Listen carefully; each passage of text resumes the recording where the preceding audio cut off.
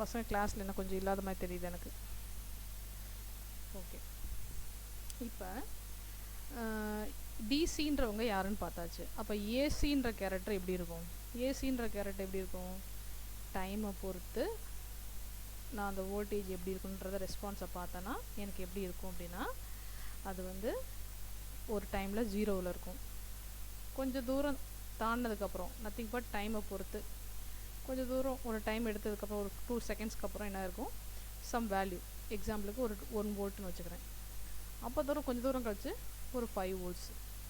திருப்பி என்ன பண்ணும், திருப்பி கீழே இறங்கும் 3 வோல்ட்ஸ், திருப்பி 0, திருப்பி நெகட்டிவ் சைடில் இன்க்ரீஸ் ஆகும் -1 வோல்ட்டு, அடுத்து மேக்ஸிமம் -5 வோல்ட்டு, திருப்பி 0. ஸோ என்ன நடந்திருக்கு அப்படின்னா, ஒரு 0வில் ஸ்டார்ட் ஆகி அகெயின் இன்க்ரீஸ் ஆகி ஒரு பாசிட்டிவ் மேக்ஸிமத்துக்கு போகுது, திருப்பி ஒரு 0 ரீச் பண்ணுது, திருப்பி ஒரு நெகட்டிவ் மேக்ஸிமம், திருப்பி 0. அப்போ ஒரு விஷயம் மாறிக்கிட்டே இருக்குது. That is call alternating. அப்போ ஒரு கரண்ட்டு, இந்த ஏதோ வோல்டேஜாக சொல்லாமல் நான் கரண்ட்டுன்னு சொன்னேன்னா this is call AC current. இதையும் வோல்டேஜ்னு சொல்லாமல் கரண்ட்டுன்னு சொன்னால் this is call DC current. So வோல்டேஜும் கரண்ட்டும் நமக்கு தெரியும், by Ohm's law directly proportional. So V is proportional to I.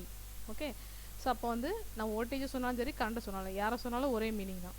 அதே விஷயம் தான் இங்கே நடந்துட்டுருக்கு. அப்போ ஒரு பாசிட்டிவ் ஆஃப் சைக்கிள், ஒரு நெகட்டிவ் ஆஃப் சைக்கிள், 2 விஷயம் எனக்கு கிடச்சிருக்கு. ஸோ பாசிட்டிவ் ஆஃப் சைக்கிளில் 0 டு ஒரு மேக்ஸிமம், மேக்ஸிமம் டு ஒரு 0, அடுத்து நெகட்டிவ் ஆஃப் சைக்கிளில் ஒரு 0 டு நெகட்டிவ் மேக்ஸிமம், திருப்பி ஒரு 0. ஸோ அப்போ இந்த விஷயத்தில் எல்லாமே மாறி மாறி மாறி ஒவ்வொரு டைம்லேயும் இது ஒரு 1 செகண்ட்ஸில், இது ஒரு 2 செகண்ட்ஸில், இது ஒரு 3 செகண்ட்ஸில், இது ஒரு 5 செகண்ட்ஸில், இது ஒரு 7 செகண்ட்ஸில். ஸோ டைம் மாற மாற ஸோ டைம் ஆக்சிஸில் விஷயத்தை நம்ம வந்து சேஞ்ச் பண்ணிக்கிட்டே இருக்கோம். So time varies, time change ஆக ஆக என்ன நடக்குது அப்படின்னா there is a change in current or voltage. அப்போ இதை தான் நம்ம வந்து alternating current, alternating voltage. So அப்போ alternating current கான்செப்ட் என்ன சொல்ல வரோம், it is not fixed. இங்கே வந்து ஃபிக்ஸ்டு, எல்லாமே ஃபிக்ஸ்டு. 5 வோல்ட்ஸ்னால் 5 வோல்ட்ஸ் தான் எந்த டைமில் எடுத்து பார்த்தாலும். பட் இங்கே அப்படி கிடையாது. டைம் ஒவ்வொரு டைம்லேயும் ஒவ்வொரு விதமான ரெஸ்பான்ஸ், ஒவ்வொரு இன்ஸ்டன்ட்லேயும் ஒவ்வொரு response. So that is why இப்போ இந்த இடத்துக்கு பேர் வந்து ஒரு இன்ஸ்டன்ட். அப்போ இன்ஸ்டான்டேனியஸ் வேல்யூ, இன்ஸ்டான்டேனியஸ் வேல்யூ ஒவ்வொரு இன்ஸ்டன்ட்லேயும் பாயிண்ட்டை பார்த்துட்டே வரும். ஓகே, ஸோ அப்போ என்ன பண்ணுறோம் அப்படின்னா இந்த கேஸில் ஏசினா என்ன, டிசினா என்ன அப்படின்றத கொஞ்சம் கிளியர் பண்ணிட்டோம். ஏசின்றது நேச்சர் வந்து சேஞ்ச் ஆகிட்டே இருக்குது. அப்போ நம்ம சப்ஜெக்டில் வந்து ஃபஸ்ட்டு டாபிக், ஃபஸ்ட்டு யூனிட்டில் வந்து 2 ஹாஃப் இருக்குது. அந்த 2 ஹாஃப் போர்ஷன்லையும் டிசி கான்செப்டும் படிக்கணும், ஏசி கான்செப்டும் படிக்கணும். அப்போ அர்த்தம் என்னென்னா, சப்ளை வந்து டிசி சப்ளை வச்சும் சர்க்யூட்டை ஒர்க் பண்ணி பார்க்கணும், ஏசி சப்ளை வச்சும் நம்ம சர்க்யூட்டை ஒர்க் பண்ணி பார்க்கணும். ஓகே, ஸோ அதான் பாயிண்ட்டு. ஆனால் ஃபஸ்ட்டு ஹாஃப் என்ன படிக்க போகிறோன்னா, இதுவே ஒரு ஹாஃப் யூனிட்டு, இதில் திருப்பி என்ன பண்ண போகிறோம்னா டிசி மட்டும் தான் ஃபஸ்ட்டு பார்க்க போகிறோம். டிசி புரிஞ்சால் மட்டும்தான் ஏசி கான்செப்டில் போக முடியும். கொஞ்சம் ஏசி கஷ்டமாக இருக்கும், அதில் டிசி ஃபஸ்ட்டு படிக்கிறோம் ஈஸியான விஷயத்த, அதுக்கப்புறம் கொஞ்சம் அப்படி காம்ப்ளிகேஷனுக்குள்ளே போகிறோம். ஓகே, ஸோ அப்போ டிசி தான் ஃபஸ்ட்டு ஃபோக்கஸ்.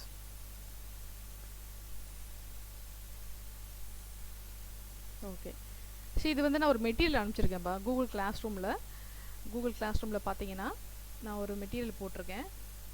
அது என்னென்ன போட்டிருப்பேன் அப்படின்னா, அப்படியே ஸ்டடி மெட்டீரியல் ஃபுல், அந்த நம்மளுடைய சப்ஜெக்டோடைய ஃபுல் மெட்டீரியலோடைய கான்செப்டை CA 1 2 3 4 5 அப்படி போட்டிருப்பேன். இது ஃபுல்லாக வந்து கம்ப்ளீட் அந்த மெட்டீரியலுடைய கம்ப்ளீட் அந்த PDF. சரியா? ஸோ இது ஒரு செட் அனுப்பிச்சிருக்கேன். இது போக சிலபஸ் அனுப்பிச்சிருக்கேன், நேற்று போட்டிருக்கேன் பாருங்கள், சிலபஸ் அனுப்பிச்சிருக்கேன். ஸோ சிலபஸ் வந்து ஒரு சின்ன PPT மாதிரி போட்டு அந்த PPT பாயிண்ட்டுக்குள்ளே ஒரு PDF-ஆக மாற்றி போட்டிருக்கேன்.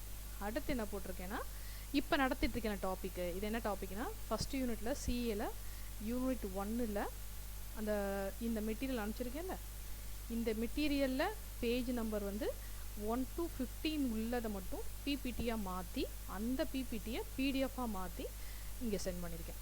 ஓகே, அப்போ CAல வந்து பேஜ் நம்பர் 1 to 15 ஒரு பாயிண்ட்டு இது அனுப்பிச்சிருக்கேன், இது அனுப்பிச்சிருக்கேன், இது ஃபுல்லாக அனுப்பிச்சிருக்கேன். ஸோ இது எல்லாம் எங்கே இருக்குன்னா கூகுள் கிளாஸ் ரூமில் இருக்குது. ஏன்னா இது வந்து MB கூட, மெமரி வந்து கூடன்றதுனால நம்ம வாட்ஸ்அப்பில் போட முடியாது, அட்டாச் ஆகாது. மெயில்லையும் நார்மல் மெயிலையும் நான் அட்டாச் பண்ண முடியாது. ஸோ அதனால் எல்லாமே கூகுள் கிளாஸ் ரூமில் கிடக்கு. ஸோ இந்த கூகுள் கிளாஸ் ரூமுக்குள்ள பசங்க நிறைய பேர் வரல இன்னும். நான் ஒரு லிங்க் அனுப்பிச்சிருக்கேன், கூகுள் கிளாஸ் ரூம் வந்து ஜாயின் பண்ணுங்கன்னு சொல்லி ஒரு லிங்க் அனுப்பிச்சிருக்கேன். அது நிறைய பேருக்கு தெரிஞ்சுதா அது இல்லையான்னு தெரில. ஸோ ஜாயின் பண்ணலை அப்படின்னா வந்துருங்க. ஏன்னா இந்த லிங்க்குள்ள நம்ம இருந்தால் மட்டும்தான், கூகுள் கிளாஸ் ரூம் இருந்தால் மட்டும்தான் நம்மளால் வந்து என்ன பண்ண முடியும், அசைன்மெண்ட்டுன்னு ஒரு விஷயத்தை வைக்க முடியும், டெஸ்ட்டு வைக்க முடியும். ஸோ இதுக்கெலாம் மார்க் போடும்போது அந்த டைமில் வந்து கண்டிப்பாக கூகுள் கிளாஸ் ரூமில் நீங்கள் வந்து சேர்ந்துருக்கணும். அப்படி இல்லைனா என்னால் மார்க் போட முடியாது, நீங்களும் சப்மிஷன் எதுவும் பண்ண முடியாது. ஓகே, ஸோ இது ரொம்ப இம்பார்ட்டன்ட். ஓகே, ஸோ ஃபஸ்ட்டு யூனிட்டில் இந்த மெட்டீரியல் அனுப்பிச்சல, அந்த மெட்டீரியல் படியே நான் உள்ளே வந்து எல்லாமே பிபிடியில் கொண்டு வந்திருக்கேன். அப்படியே மெட்டீரியல் புக் அந்த மெட்டீரியல் ஃபுல்லாக ஃபாலோ பண்ணிங்கன்னா அதில் ஃபஸ்ட்டு டாபிக் என்ன போட்டிருக்காங்களோ அதை ஒரு பிபிடி அதில் என்ன சொல்லியிருக்காங்களோ டீட்டெயிலாக சொல்லியிருக்கேன். அதனால தான் ஃபஸ்ட்டே சொன்னேன், அந்த மெட்டீரியல் ஒன்று பிரிண்ட் அவுட் எடுத்து வச்சுக்கோங்க. அப்படி இல்லை அப்படின்னா சாஃப்ட் காப்பி இருந்துச்சுன்னா சாஃப்ட் காப்பியை இதை லேப்டாப் இதில் ஓப்பன் பண்ணி வச்சுக்கோங்க. அப்போ அந்த மெட்டீரியல் வந்து அந்த புக்கு ஃபார்மேட்டில் எப்படி இருக்குது, நான் பிபிடியாக போடும்போது அது எப்படி சொல்கிறேன் அப்படின்றது கொஞ்சம் டிஃப்ரெண்ட்டாக இருக்கும். அப்போ எக்ஸ்ட்ரா எதாவது சொல்லியிருந்தேன் இல்லை ஷார்ட்டாக எதாவது சொல்லியிருந்தாங்கன்னா நீங்கள் நோட்டில் அதை நோட் பண்ணிக்கிறது ஈஸியாக இருக்கும். இல்லை அந்த புக்கிலே கூட சைடில் போய் மார்க் பண்ண ஈஸியாக இருக்கும். ஓகே, ஸோ நான் இப்போ என்ன பண்ணிக்கிறேன்னா அப்படியே டிட்டோவாக அந்த மெட்டீரியலை வந்து கொண்டு வரல, அதை வந்து பிபிடி ஃபார்மேட்டில் மாற்றிருக்கேன். ஸோ ஷார்ட்டாக மாற்றிருக்கேன். ஸோ ஷார்ட் ஃபார்மில் இருக்கனால கொஞ்சம் நோட்ஸ் மாதிரியே இருக்கும். அதனால் இதை வந்து அந்த மெட்டீரியல் பிரிண்ட் அவுட் எடுத்து வச்சுட்டா ரொம்ப நல்லது. ஸோ பிரிண்ட் அவுட் எடுத்தது ரொம்ப பெஸ்ட்டு. ஏன்னா இந்த சப்ஜெக்ட் வந்து நமக்கு இம்பார்ட்டன்ட் சப்ஜெக்ட். இது படித்தாதான் மட்டும்தான் நம்மளால் ஃப்யூச்சர் நிறைய சப்ஜெக்டை வந்து அண்டர்ஸ்டாண்ட் பண்ண முடியும். அப்போ இந்த மெட்டீரியலும் இந்த புக்கும் நமக்கு வந்து எப்படினாலும் பின்னாடி யூஸ் ஆக போகுது. சில பேர் இந்த கேட் எக்ஸாம்னு எழுதுவீங்க, அந்த மாதிரி எழுதுறவங்களுக்கு இது ரொம்ப யூஸ்ஃபுல்லாக இருக்கும். ஓகே ஓகே, ஸோ இதில் வந்து என்ன சொல்லியிருக்காங்க அப்படின்னா, ஃபஸ்ட்டு வந்து இனிஷியலாக வந்து what is meant by SI units. SI யூனிட்ஸ்னு நம்ம ஷார்ட் ஃபார்ம் சொல்கிறோம். அது ஆக்சுவலாக என்னென்னா இன்டர்நேஷ்னல் சிஸ்டம் ஆஃப் யூனிட்ஸ், அதோடைய ஷார்ட் ஃபார்ம் தான் எஸ்ஐ யூனிட்ஸ். ஸோ நம்ம யூஸ் பண்ணுறது எஸ்ஐ யூனிட்ஸ் தான். எஸ்ஐ யூனிட்ஸில் நமக்கு தெரிஞ்சது என்னென்ன, லென்த்து அப்படின்னாலே மீட்டர்ஸ் யூஸ் பண்ணிக்கிடுவோம், மாஸ்னா கிலோகிராமு, டைம்னா செகண்ட்ஸில் ஸ்மால் எஸ் தான் போடுறோம். ஓகே, ஸோ டெம்பரேச்சர் அப்படின்னா கெல்வினு, இது லூமினன்ஸ் அப்படின்னா கேண்டலா, எலக்ட்ரிக் கரண்ட் அப்படின்னா ஆம்பியர்,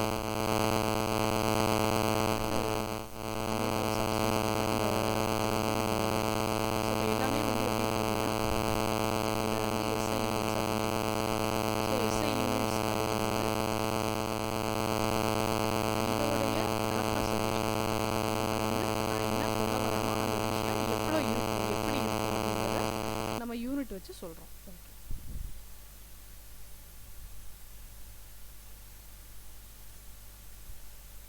ஸோ ஃபஸ்ட்டு டாபிக் வந்து electric current. So electric current அப்படின்றது எப்படின்னு பார்க்குறதுக்கு முன்னாடி நம்ம எலக்ட்ரிக் கரண்ட்டை வீட்டில் எப்படி பார்ப்போம். ஒரு ஒயர் இருக்குது, ஒயரை வந்து எடுத்து என்ன பண்ணுறேன், சப்ளை கனெக்ஷன் கொடுக்குறேன். ஸோ சப்ளை கனெக்ஷனில் இந்த இடம் வந்து பாசிட்டிவ்னு சொல்லுவோம், இதை நெகட்டிவ்னு சொல்லுவோம். ஏன் இந்த கோடு பெருசாக போடுறோம் அப்படின்னா, இந்த எண்டு பெருசாகவும் இதை சின்னதாகவும் போட்டு இப்படி போட்டோன்னா இது வந்து ஒரு டிசி சப்ளைன்னு சொல்லுவோம். டிசி சப்ளையில் இந்த இடம் பாசிட்டிவ் கான்செப்ட்டு, இது நெகட்டிவ் கான்செப்ட்டு. இதுக்கு என்ன மீனிங்கு, இந்த இடத்துல எலக்ட்ரான்ஸ் வந்து அதிகமாக இருக்குது, இங்கே வந்து எலக்ட்ரான்ஸ் வந்து குறைவாக இருக்குது. அதர்வைஸ் வேறு எப்படி சொல்லலாம், இங்கே பொட்டன்ஷியல் வந்து என்னோடய எலக்ட்ரிக் பொட்டன்ஷியல் வந்து ஹையாக இருக்குது, இங்கே எலக்ட்ரிக் பொட்டன்ஷியல் வந்து லோவாக இருக்குது. ஸோ லோ அப்படின்றனால சின்ன கோடு போட்டுக்கிறோம், ஹை அதிகமாக இருக்குது அப்படின்றனால பெருசாக கோடு போட்டுக்கிறோம். ஸோ கம்பேரிட்டிவ்லி இது கிரேட்டராக இருக்குது, இது லெஸ்ஸராக இருக்குது அப்படின்றதுனால. அதில் இங்கே பாசிட்டிவ் ஏன் போட்டிருக்கோம் அப்படின்னா, இங்கே வந்து கம்பேரிட்டிவ்லி இந்த இடத்துல வந்து எலக்ட்ரான் டென்சிட்டி வந்து அதிகமாக இருக்குது. ஸோ எலக்ட்ரான் வந்து அதிகமாக இருக்குது. ஸோ இந்த இடத்துல வந்து எலக்ட்ரான் அதிகமாக இருக்குது. ஸோ இதை சின்ன சேஞ்ச் பண்ணிக்கிறேன். ஸோ இது வந்து எலக்ட்ரான் வந்து அதிகமாக இருக்குது, இங்கே எலக்ட்ரான்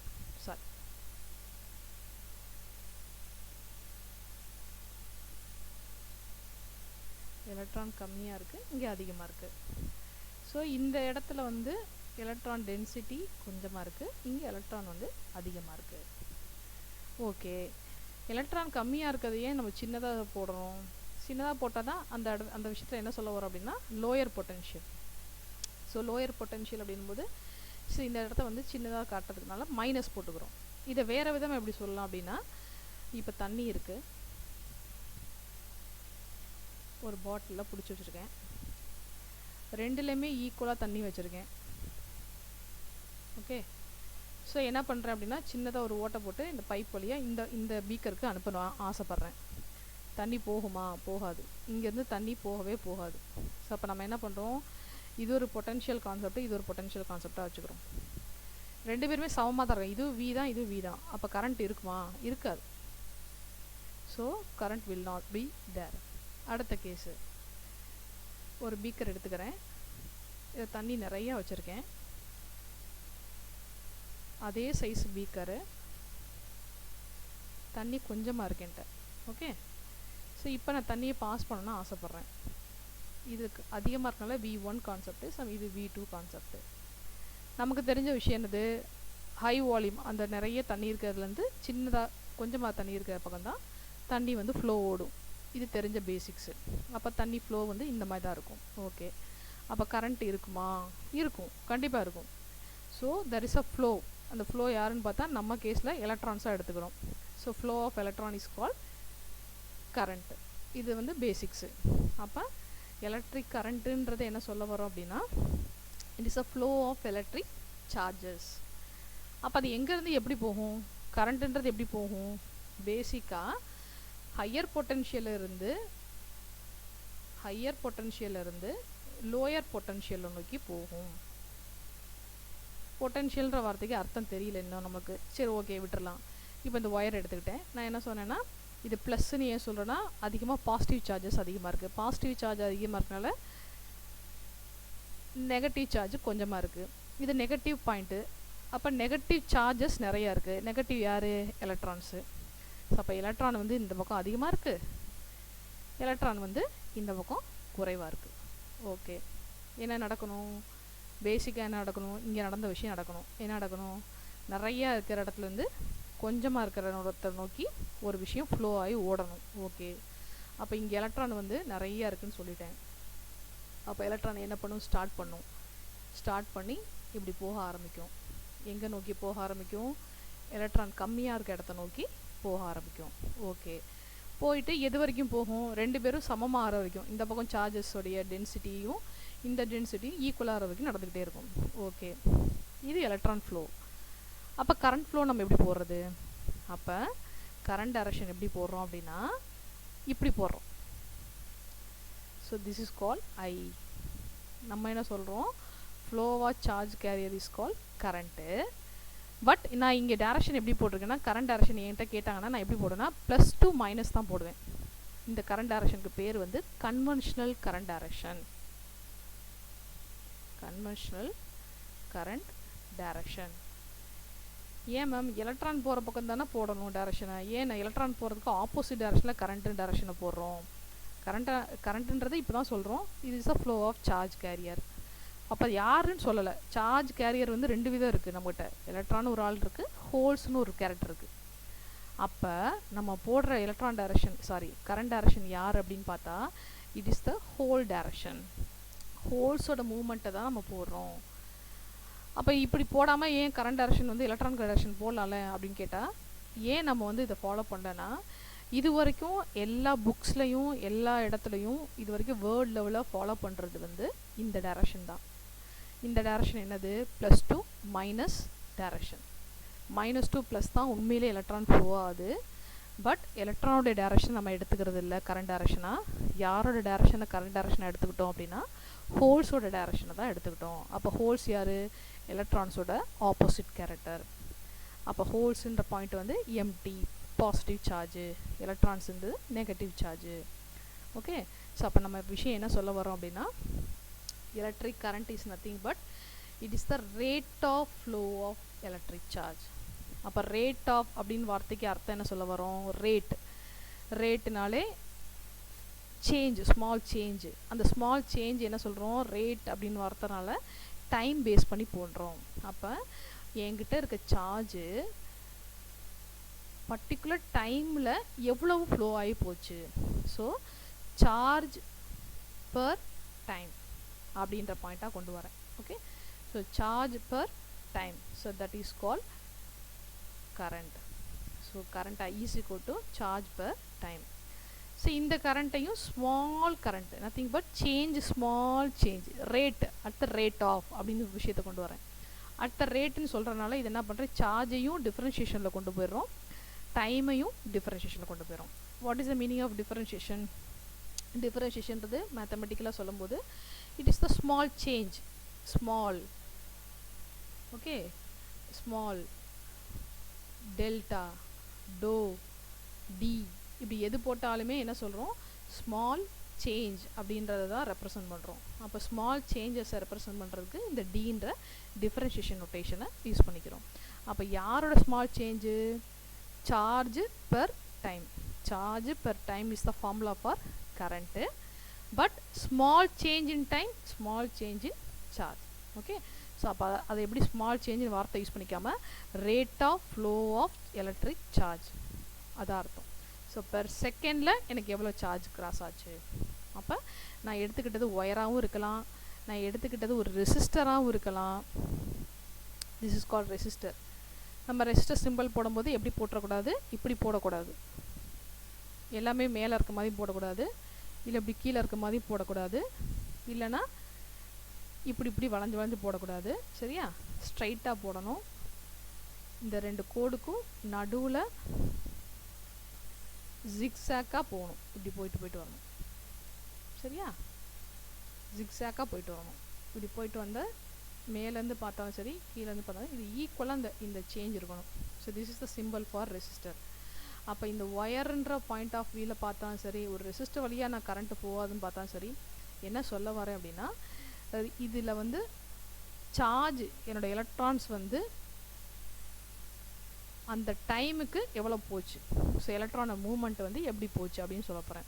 அப்போ எலக்ட்ரானோட மூவ்மெண்ட்டுக்கு ஆப்போசிட் டைரக்ஷனில் தான் யாரை போடணும், கரண்ட் டைரக்ஷன் நம்ம போடணும். அப்போ கரண்ட்டை நான் மார்க் பண்ண சொன்னால் எப்படி மார்க் பண்ணுவேன், எலக்ட்ரான்ஸ் வந்து இந்த டைரக்ஷனில் மூவ் ஆகுது அப்படின்னா கரண்ட் வந்து இந்த டைரக்ஷனில் போகுதுன்னு சொல்லணும். ஓகே ஓகே ஸோ சார்ஜ் வந்து கூலும்ஸில் வந்து சொல்கிறோம். ஸோ கரண்ட்டோடைய அந்த யூனிட் வந்து தெரிஞ்ச விஷயம் ஆம்பியர்ஸ். ஸோ இப்போ 1 ஆம்பியர் அப்படின்னு சொல்லி ஒரு விஷயத்த சொல்கிறோம் அப்படின்னா it is nothing but 1 coulomb of charge transferred in 1 seconds. அப்போ நான் எடுத்துக்கிட்டதில் இது ஒரு 1 கூலுமாகவும் டைமை வந்து 1 செகண்டாகவும் எடுத்துக்கிட்டேன் அப்படின்னா my current is nothing but 1 ampere. Okay, so அப்போ வந்து இதுவும் ஃபார்முலாவாக சொல்லலாம், இதையும் ஃபார்முலாவாக சொல்லலாம். இது வந்து general formula, rate of flow of electric charge. So this is nothing but charge per time. Charge per time, ஒரு பர்டிகுலர் டைமில் எவ்வளோ சார்ஜ் போச்சு அப்படின்னு சொல்லலாம். That is my current. Okay, so electric current I is equal to Q/T. Otherwise instantaneous, இந்த small போட்டோம்னா என்ன அர்த்தம்னா ஒவ்வொரு இன்ஸ்டன்ட், நம்ம ஏசின்னு சொன்னோம்ல ஒரு விஷயம், ஏசியில் என்ன சொல்கிறோம், இது ஒரு பாயிண்ட், இது ஒரு பாயிண்ட், இது ஒரு பாயிண்ட், இது ஒவ்வொன்றும் இன்ஸ்டன்ட், ஒவ்வொரு இன்ஸ்டன்ட். இந்த ஒரு இன்ஸ்டன்ட்டில் போய் பார்த்தோன்னா that is call instantaneous point. Instantaneous, so this is call instantaneous value. அப்போ ஒவ்வொரு இன்ஸ்டன்ட்லேயும் நம்ம பார்க்கறதுனால அந்த பாயிண்ட்டை வந்து ஸ்மால் ஐன்னு சொல்கிறோம். டோட்டலாக இதை ஃபுல்லாக சொன்னோம்னா கேபிட்டல் ஐ, அந்த ஒரு இன்ஸ்டன்ட்டில் பற்றி பேசினோம்னா small I. Okay okay so electric current அப்படின்ற பாயிண்ட் புரியுதுலப்பா? ஸோ இதில் எதுவும் டவுட் இல்லைல்ல? எலக்ட்ரிக் கரண்ட் பசங்கள வாய்ஸ் கேட்டுட்டு தானே இருக்கு? ஓகே, ஸோ எலக்ட்ரிக் பொட்டன்ஷியல்னு அடுத்த பாயிண்ட்டு. எலக்ட்ரிக் பொட்டன்ஷியல் என்ன சொல்கிறோம் அப்படின்னா, நம்ம முதல்ல சொன்ன மாதிரி 2 பீக்கர் தண்ணி எடுத்துக்கிறோம். ஒரு இதில் நிறைய தண்ணி இருக்குது, ஒரு இதில் கொஞ்சமாக இருக்குது. ஜென்ரலாக இங்கேருந்து தண்ணி போகணும்னு நினச்சோன்னா என்ன நடக்கும், இங்கேருந்து இங்கே போகும். ஸோ அதிகமாக எங்கே இருக்கோ அங்கேருந்து இங்கே போகும், இவ்வளோ தான் விஷயம். அப்போ எப்பயுமே பொட்டன்ஷியல்ன்ற விஷயம் எப்படி இருக்கணும் அப்படின்னா, it is always between 2 points. 2 point இருந்தால் மட்டும்தான் நம்மளால் பொட்டன்ஷியல்ன்ற வார்த்தையவே சொல்ல முடியும். Okay, so potential notation capital ஈயாகவும் இருக்கலாம், கேபிட்டல் வியாகவும் இருக்கலாம். ஓகே, ஸோ அதோட யூனிட் வந்து ஆல்வேஸ் வோல்ட்ஸ்.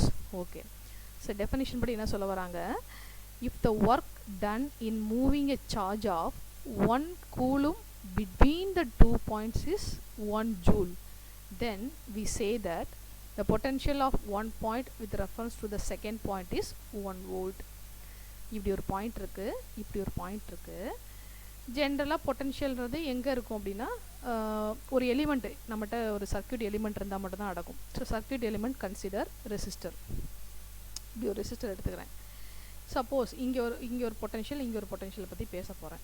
இது ஒரு V1 வச்சுக்கிறேன், இது ஒரு V2 வச்சுக்கிறேன். ஓகே, ஸோ நான் யூஸ் பண்ணுறதுக்கு எலிமெண்ட் வந்து ரெசிஸ்டர் R. என்ன பாயிண்ட் சொல்ல வர்றாங்க, இப்போ ஒர்க் டன். என்ன ஒர்க் பண்ணுறாங்க, ஒரு சார்ஜ் என்னது, ஒரு 1 கூலும் ஆஃப் சார்ஜை எடுத்துக்கிறாங்க. அந்த 1 கூலும் ஆஃப் சார்ஜை 1 ஜூல்ஸ் அந்த பாயிண்ட்லேருந்து இந்த பாயிண்ட்டுக்கு நகர்த்துறதுக்கு ஒரு ஒர்க் பண்ணுறாங்களா, அந்த ஒர்க் பண்ண விஷயம் வந்து 1 ஜூல்ஸ் ஒர்க்கு. ஓகே, அப்படி 1 கூலும் சார்ஜை மூவ் பண்ணுறதுக்கு 1 ஜூல்ஸ் ஒர்க்கு பண்ணாங்கன்னா என்ன நடக்குதா, இந்த 2 பேருக்கு இடையில் ஒரு 1 வோல்ட்ஸ் பொட்டன்ஷியல் உருவாகுது அப்படின்னு சொல்கிறாங்க. இங்கேருந்து இதை எடுத்து கொண்டு போய் இங்கே வைக்கிறதுக்கு நம்ம நடத்துகிற அந்த வேலைக்கு 1 ஜூல்ஸ் எடுத்துக்கிச்சு அப்படின்னா we are getting the potential of 1 volts. Okay, so அது டெஃபினிஷன் என்ன சொல்ல வரோம், voltage or potential is nothing but ஒரு சார்ஜை கொண்டு போகிறதுக்கு, மூவ் பண்ணி கொண்டு போகிறதுக்கு செய்யப்பட்ட வேலை. அப்போ எவ்வளோ ஒர்க் பண்ணோம், அது எவ்வளோ சார்ஜில் பண்ணோம். So work per charge. So that is called potential or voltage. அப்போ இங்கேருந்து ஒரு விஷயத்தை இங்கே மூவ் பண்ணி கொண்டு வரதுக்கு we have done a work. அந்த ஒர்க் பண்ணதுக்கு we are getting some joules value. அந்த ஒர்க்கில் யாரை எங்கே நடத்துகிறோம் அப்படின்னா சார்ஜுன்ற விஷயத்தை தான் மூவ் பண்ணி கொண்டு வரோம். அந்த சார்ஜுன்றது கூலும்ஸ். அப்போ ஜூல்ஸ் பர் கூலும்ஸ்ன்றத கான்செப்ட்டு. இதை வந்து ஷார்ட்டாக ஆம்பியர்ஸ்னு சொல்லிட்டு யூனிட் கொடுத்துக்கிறோம். ஓகே, சாரி வோல்ட்ஸ்னு சொல்லி யூனிட் கொடுத்துக்கிறோம். ஓகே, ஸோ ஒர்க்கோட யூனிட் வந்து ஜூல்ஸு, சார்ஜோடது coulombs. So joules per coulombs equal to volts. So எழுதும்போது கேபிட்டல் V போடணும், அப்படி இல்லைனா யூனிட் போடும்போது வோல்ட்ஸுன்றதை ஃபுல்லாகவே எழுதணும். இப்படி எழுதலாம், இல்லை இப்படி எழுதலாம். ஓகே, ஸோ ரெண்டுமே யூனிட்டை வந்து ரெப்ரசன்ட் பண்ணும். ஸோ எலக்ட்ரிக் பொட்டன்ஷியல் அப்படின்னும் போது இந்த பாயிண்ட்டு. ஸோ ஒரு பாயிண்ட்லேருந்து இன்னொரு பாயிண்ட்டுக்கு. அப்போ என்ன சொல்ல வரோம் அப்படின்னா, எப்பயுமே இந்த மாதிரி 2 பாயிண்ட்டுக்கு இடையில இந்த மாதிரி அந்த சார்ஜ் டிஃபரன்ஸ் இருந்தால் மட்டும்தான் பொட்டன்ஷியல் கிடைக்கும். சப்போஸ் V1 V2க்கு இடையில, இது V1 இது V2, 2 பேரும் சமமாக இருக்காங்க, இதில் கரண்ட்டு போகுமா? போகாது. ஏன் போகாது? நம்ம என்ன சொன்னோம், ஒரு பீக்கர் தண்ணி எடுத்துக்கிறோம். ஸோ 2 பேரும் ஈக்குவலாக தண்ணி இருந்தாங்கன்னா இங்கேருந்து தண்ணி எதுவுமே போகாது. 2 பேர்லையுமே ஈக்குவலாக தண்ணி நிற்கிது. அப்போ இதுலேயும் பொட்டன்ஷியல் சேமு, இதுவும் potential same. That is no flow of water. அப்போ பொட்டன்ஷியல் சேமாக இருக்குன்னா த ஃப்ளோ ஆஃப் சார்ஜை தான் நம்ம கரண்ட்டுன்னு சொல்கிறோம். கரண்ட்டே இருக்காது. அப்போ இந்த இடத்துல V1 V2 சமமாக இருக்குது, 2 பேருமே VVயாக இருக்காங்க அப்படின்னா there is no. அப்போ இது ஒரு 5 வோல்ட்ஸு, இது ஒரு 5 வோல்ட்ஸ் கனெக்ஷன், 2 கனெக்ஷன் பண்ணியிருக்கோம் அப்படின்னா இதில் என்ன கரண்ட் போகுதுன்னு நம்மகிட்ட கேள்வி கேட்டோம்னா இட் இஸ் 0 கரண்ட். சப்போஸ் இதே பாயிண்ட்டை ரெசிஸ்டரை ஒரு எண்டு ஹையர் பொட்டன்ஷியல் 10 வோல்ட்ஸ், இன்னொரு எண்டை வந்து 5 வோல்ட்ஸ் கனெக்ஷன் பண்ணியிருக்கோம் அப்படின்னா இதில் எவ்வளோ கரண்ட்டு போகுதுன்னு கேட்டாங்கன்னா நம்மளால் சொல்ல முடியும். ஓகே, அப்போ இந்த ரெசிஸ்டரில் கரண்ட் எப்போ போகும் அப்படின்னா ஒரு கேரக்டர் வந்து ஹையர் பொட்டன்ஷியலாகவும் இன்னொரு கேரக்டர் வந்து லோயர் பொட்டன்ஷியலாகவும் இருந்தால் மட்டும்தான் நடக்கும். So always V1 greater than V2, otherwise V2 greater than V1. இப்படி டிஃப்ரென்ஸ் இருந்தால் மட்டும்தான் we can get a current. When both ends are same potential, both beakers contains same amount of water, there is no flow of water. Okay, so அதனால் நம்மளால் கரண்ட்டுன்ற விஷயத்த சொல்ல முடியாது. So அப்போ electric potential எப்போ கிடைக்கும் அப்படின்னா when there is a difference between 2 points. இந்த பாயிண்ட்டுக்கும் இந்த பாயிண்ட்டுக்கு இடையில டிஃப்ரென்ஸ் இருந்தால் மட்டும்தான் there is a current. Okay.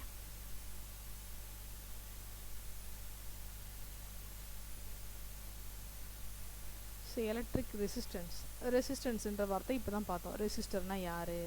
So it is nothing but rho L by A. ரோன்றது என்னது? இப்போ நான் ஒரு மெட்டீரியல் எடுத்துக்கிறேன், இந்த மெட்டீரியல் வந்து ரெசிஸ்டர்னு சொல்கிறேன். அப்படின்னா என்ன அர்த்தமா, இந்த மெட்டீரியலை மேனுஃபேக்சர் பண்ணும்போது இந்த மெட்டீரியலுக்குள்ளே நான் வந்து ஒரு கார்பன் ஒரு மெட்டீரியல் வச்சுருக்கேன்னு வச்சுக்கோ. ஓகே, ஸோ கார்பன் இல்லைன்னா வந்து அந்த ரெசிஸ்டிவிட்டி தர்ற மாதிரி மெட்டீரியல் உள்ளே வச்சுருக்கேன் அப்படின்னா அந்த மெட்டீரியலோடைய அந்த ரெசிஸ்டிவிட்டின்னு ஒரு ப்ராப்பர்ட்டி இருக்கும்ல, கரண்ட்டை போக விடாமல் தடுக்கிற அந்த ஒரு ப்ராப்பர்ட்டி இருக்கும்ல, அந்த ப்ராப்பர்ட்டியை தான் ரோன்னு சொல்கிறோம். So resistivity property of that particular material into length of the material, இந்த மெட்டீரியலுடைய லென்த்து, இந்த லென்த்து ரெண்டு பேருக்கும் எப்படி இருக்கும், இந்த ரெசிஸ்டன்ஸ்ன்ற வேல்யூ வந்து டைரக்ட்லி ப்ரொபோஷனலாக இருக்கும். ஓகே, அகெயின் ஸ்மால் ஏன்றது என்ன அப்படின்னா it is the area of cross section. அந்த மெட்டீரியல் வந்து சப்போஸ் ஒரு சிலிண்டர் ஷேப்பில் வச்சுருக்கேன் அப்படின்னா that cross section is nothing but circle shape. So அந்த கிராஸ் செக்ஷனை என்ன சொல்கிறேன், ஸ்மால் ஏன்னு ரெப்ரசன்ட் பண்ணுறேன். அப்போ resistance of the material is given by rho L divided by A. So L is nothing but length of the material and A is the cross section of the material and rho is the resistivity of the particular material. அப்போ இங்கே ரெசிஸ்டிவிட்டின்னு ஒரு எக்ஸாம்பிளுக்கு என்ன கொடுத்துருக்காங்கன்னா அலுமினியம்ன்ற ஒரு மெட்டீரியலுடைய resistivity வந்து 0.0283 mu ohms metre. அதில் காப்பருக்கு வந்து இந்த வேல்யூ இருக்குது. ஸோ அப்போ வந்து பொதுவாகவே வந்து இந்த ரெண்டு பேராமீட்டர் தவிர எது ரெசிஸ்டன்ற கேரக்டர் வந்து ரெசிஸ்டிவிட்டியும் லென்த்தையும் கிராஸ் செக்ஷனையும் மட்டும் டிபெண்ட் பண்ணாமல் சம் அதர் வேல்யூஸையும் டிபெண்ட் பண்ணுவோம். அதை யாருன்னு பார்த்தா அப்படின்னா அந்த மெட்டீரியல் மேலே படுற டெம்பரேச்சர். ஓகே, ஸோ மெட்டீரியலுடைய டெம்பரேச்சர், அப்புறம் என்ன டைப் ஆஃப் மெட்டீரியல் யூஸ் பண்ணுறோம் அதை பொறுத்தும் மாறும். அப்போ resistivity, length of material, cross section of the material as well as அந்த type of material as well as temperature at that particular moment. Okay, அப்போ ரெசிஸ்டன்ஸ்ன்றது என்ன சொல்ல வரோம், என்ன பண்ணணும் ஆக்சுவலாக, அது வந்து நான் கரண்ட்டை பாஸ் பண்ணேன் அப்படின்னா if there is a current flow எப்போ கிடைக்குன்னு சொன்னோம், இப்போ தான் சொன்னோம், ரெண்டு பாயிண்ட்டுக்கு இடையில் தேர் இஸ் அ டிஃப்ரென்ஸ், இவங்களும் வேறு மாதிரி இருக்கணும். ஸோ பொட்டென்ஷியல் டிஃப்ரென்ஸ் இருந்தால் மட்டும்தான் there is a current flow. அப்போ ரெசிஸ்டன்ஸ்ன்ற கேரக்டர் யாராக இருக்கும், இந்த ஃப்ளோ ஆகிற கரண்ட்டோடைய வேல்யூ வந்து இந்த எண்டில் ஒரு மாதிரி இருக்கும், இந்த எண்டை க்ராஸ் பண்ணி வந்ததுக்கப்புறம் இந்த கரண்ட்டோட வேல்யூ வந்து வேறு மாதிரி இருக்கும். அப்போ so drop across the resistor, இந்த ரெசிஸ்டரில் வந்து என்ன ஆயிரும் அப்படின்னா ஐயும் ஆரும் மல்டிப்ளை ஆகி there is a voltage drop. Okay, so அப்போ என்ன ஆயிரும், அல்டிமேட்டாக இந்த பாயிண்டில் கிடைக்கிற கரண்ட்டும் இந்த பாயிண்டில் கிடைக்கிற கரண்ட்டும் டிஃப்ரெண்ட்டாக இருக்கும். So when a current passing through a resistor, so entering point is positive, leaving point is negative. அப்போ நம்ம எப்பயுமே சிம்பிள் வந்து ஒரு ரெசிஸ்டர் போட்டுட்டு கரண்ட் ஃப்ளோ இப்படி போட்டோம் அப்படின்னா அந்த கரண்ட் என்ட்ராகிற பாயிண்ட்டை ரெசிஸ்டரோட பாசிட்டிவ் பொலாரிட்டின்னு சொல்கிறோம். கரண்ட் எங்கே லீவ் ஆகி வெளியில் வருதோ அந்த எண்டை நெகட்டிவ் பாயிண்ட்னு சொல்கிறது. That is nothing but negative பொலாரிட்டின்னு சொல்கிறோம். பொலாரிட்டி இருக்காது, பட் நம்ம தான் பொலாரிட்டி போட்டுக்கிறோம், ஏன்னா இது நமக்கு தேவைப்படும் பின்னாடி அதுக்காக. ஸோ இதுக்கு என்ன அர்த்தம் அப்படின்னா இந்த பாயிண்ட் வந்து ஹையர் பொட்டன்ஷியல்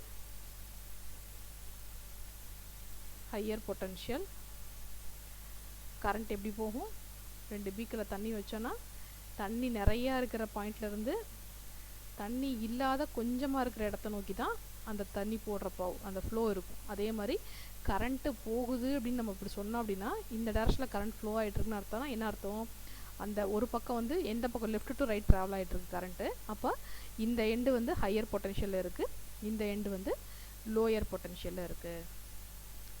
ஓகே, ஸோ அப்போ இந்த இடம் வந்து V2, இந்த இடம் வந்து V1. So this point is lower, this point is higher. So that entering of current is called positive end, leaving current point is called negative end. So ரெசிஸ்டரில் இந்த எண்டில் கரண்ட்டு கொஞ்சமாக அதிகமாகவே இருக்கும், இந்த எண்டை தாண்டி வரும்போது ரெடியூஸ்ட் அமௌண்ட் ஆஃப் கரண்ட்டை தான் நம்ம ஃபீல் பண்ணி பார்க்க முடியும். ஓகே, அப்போ இதுக்கு காரணம் யாருன்னு பார்த்தா அந்த பர்டிகுலர் மெட்டீரியலுடைய ப்ராப்பர்ட்டி, அந்த length of the physical dimension, length and cross section. Moreover அந்த டைப் ஆஃப் மெட்டீரியலையும் டெம்பரேச்சரையும் பொறுத்து நமக்கு என்ன ஆகுது அப்படின்னா அந்த ரெசிஸ்டிவிட்டியை நம்ம வந்து சேஞ்ச் பண்ணிக்கலாம். அப்போ இந்த இது டைரக்ட்லி ப்ரொபோஷனலாக என்ன அர்த்தம், ரோவையும் எல்லையும் நான் இன்க்ரீஸ் பண்ணேன்னா ரெசிஸ்டிவிட்டி இன்க்ரீஸ் ஆகும்னு அர்த்தம். கிராஸ் செக்ஷனை இன்க்ரீஸ் பண்ணேன்னா ரெசிஸ்டன்ஸ் வந்து வேல்யூ வந்து ரெடியூஸ் ஆகும்னு அர்த்தம். ஓகே, ஸோ இதான் இந்த ரிலேஷனுக்கு அர்த்தம்.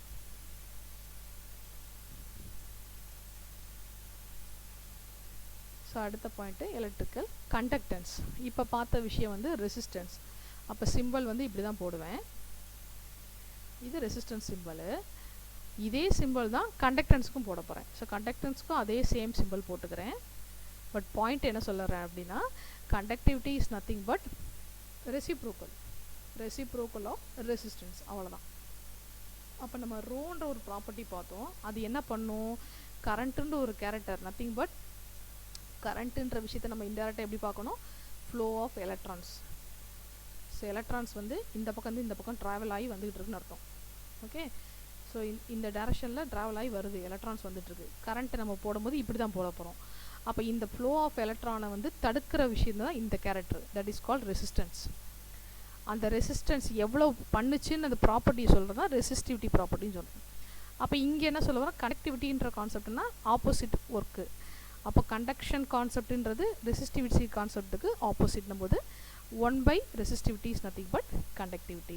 ஸோ சிம்பிளை வந்து சிக்மா போட்டுக்கிறோம். Okay, so conductivity is nothing but sigma. அப்போ conductance is equal to 1/r. So what is my R?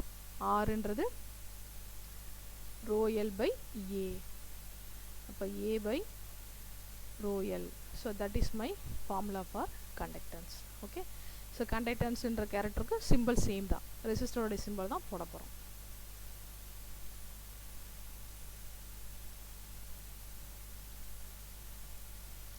So ஒரு ஃபார்முலா வச்சு சின்ன ஒரு ப்ராப்ளம் பார்க்கலாம். A copper wire is 500 meter long, a diameter of 1 millimeter.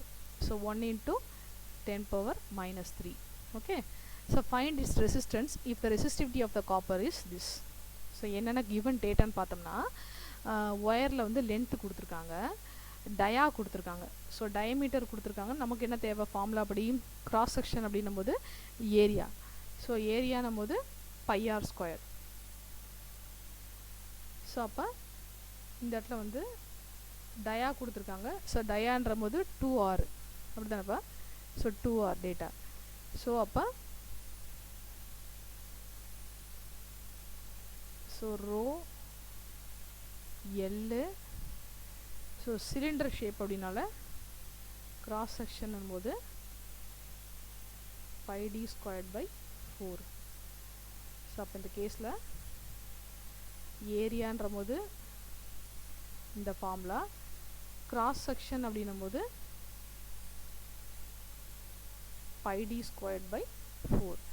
So the value is, இது row value, அந்த property value, இது மீட்டர்ஸில் தான் கொடுத்துருக்காங்க, அதை மாற்றலை நம்ம. ஸோ இந்த விஷயம் வந்து πd²/4.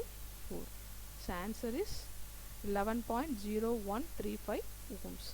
ஸோ அப்போ ரெசிஸ்டன்ஸோடைய யூனிட் வந்து ஓம்ஸ். இப்படியும் போடலாம், இப்படி ஓம்ஸுன்னு எழுதவும் செய்யலாம், ரெண்டுமே கரெக்டு தான். பட் ஓன் எழுதக்கூடாது, இந்த மாதிரி எழுதக்கூடாது. ஃபுல்லாக எழுதுனா ஃபுல்லாக எழுதணும், இந்த மாதிரி எழுதணும். இது வந்து கேப்ஸு, ஓ வந்து கேப்ஸு, ரிமைனிங் எல்லாம் ஸ்மாலு. அதர்வைஸ் இந்த மாதிரி சிம்பிளாகவும் போடலாம் நம்ம. Okay,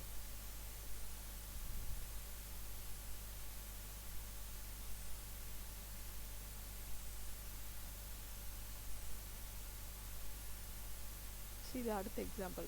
A copper wire of given length and diameter has the resistance of R ohms. So given வந்து R ohms உள்ளது ஒரு விஷயம் கொடுத்துருக்காங்க. It is drawn successfully through the dies till the diameter is half the previous value. Assuming that resistivity remains unchanged, find the new resistance. So அப்போ நான் என்ன பண்ணுறேன் அப்படின்னா, டேட்டாவே இல்லாத ஒரு ப்ராப்ளமே எடுத்துருக்கேன். ஸோ டேட்டாவே என்கிட்ட இல்லை, பட் இதில் வந்து சின்ன சின்ன ரிலேஷன்ஸ் கொடுத்துருக்காங்க. என்னென்ன ரிலேஷன்ஸ் கொடுத்துருக்காங்கன்னா, ஒரு கிவன் லென்த் அண்ட் டயமீட்டருக்கு அதோடைய ரெசிஸ்டன்ஸ் ஆரா. ஓகே, நான் டைஸை வந்து அதை ட்ரா பண்ணும்போது எப்போ ஸ்டாப் பண்ணுவேன் அப்படின்னா, டயமீட்டர் வந்து ப்ரீவியஸோட ஹாஃப் வர வரைக்கும் நான் வந்து அந்த டைஸை வந்து ட்ரா பண்ணிகிட்டு இருப்பேன். ஓகே, ஆனால் ரெசிஸ்டிவிட்டி எனக்கு சேஞ்ச் ஆகவே ஆகாது. அப்போ அந்த விஷயத்தில் ஃபைண்ட் த நியூ ரெசிஸ்டன்ஸ் அப்படின்னு கேட்டிருக்காங்க. ஸோ அப்போ நம்ம வந்து இது கிட்டத்தட்ட ப்ராபபிலிட்டி மாதிரி தான் செய்ய போகிறோம். So let the given length be L1. ஏன்னா நமக்கு எதுவுமே தெரியாது, நம்மளை தான் அசியூம் பண்ணிக்கிறோம். ஸோ இனிஷியலாக வந்து அது L1 வச்சுக்கிறோம், டயமீட்டர் வந்து D1 வச்சுக்கிறோம். Okay, total volume of the copper wire is pi d squared L1 by 4. Okay, so this remains unchanged even after passing through dies. Okay, if the new length is L2, அப்போ என்ன சொல்கிறோம், new length வரும்போது ஒரு point பேசியிருக்கோம். என்ன point பேசியிருக்கோம் அப்படின்னா, அந்த ப்ரீவியஸோட வந்து வேல்யூ வந்து ஹாஃப் ஆகணும்.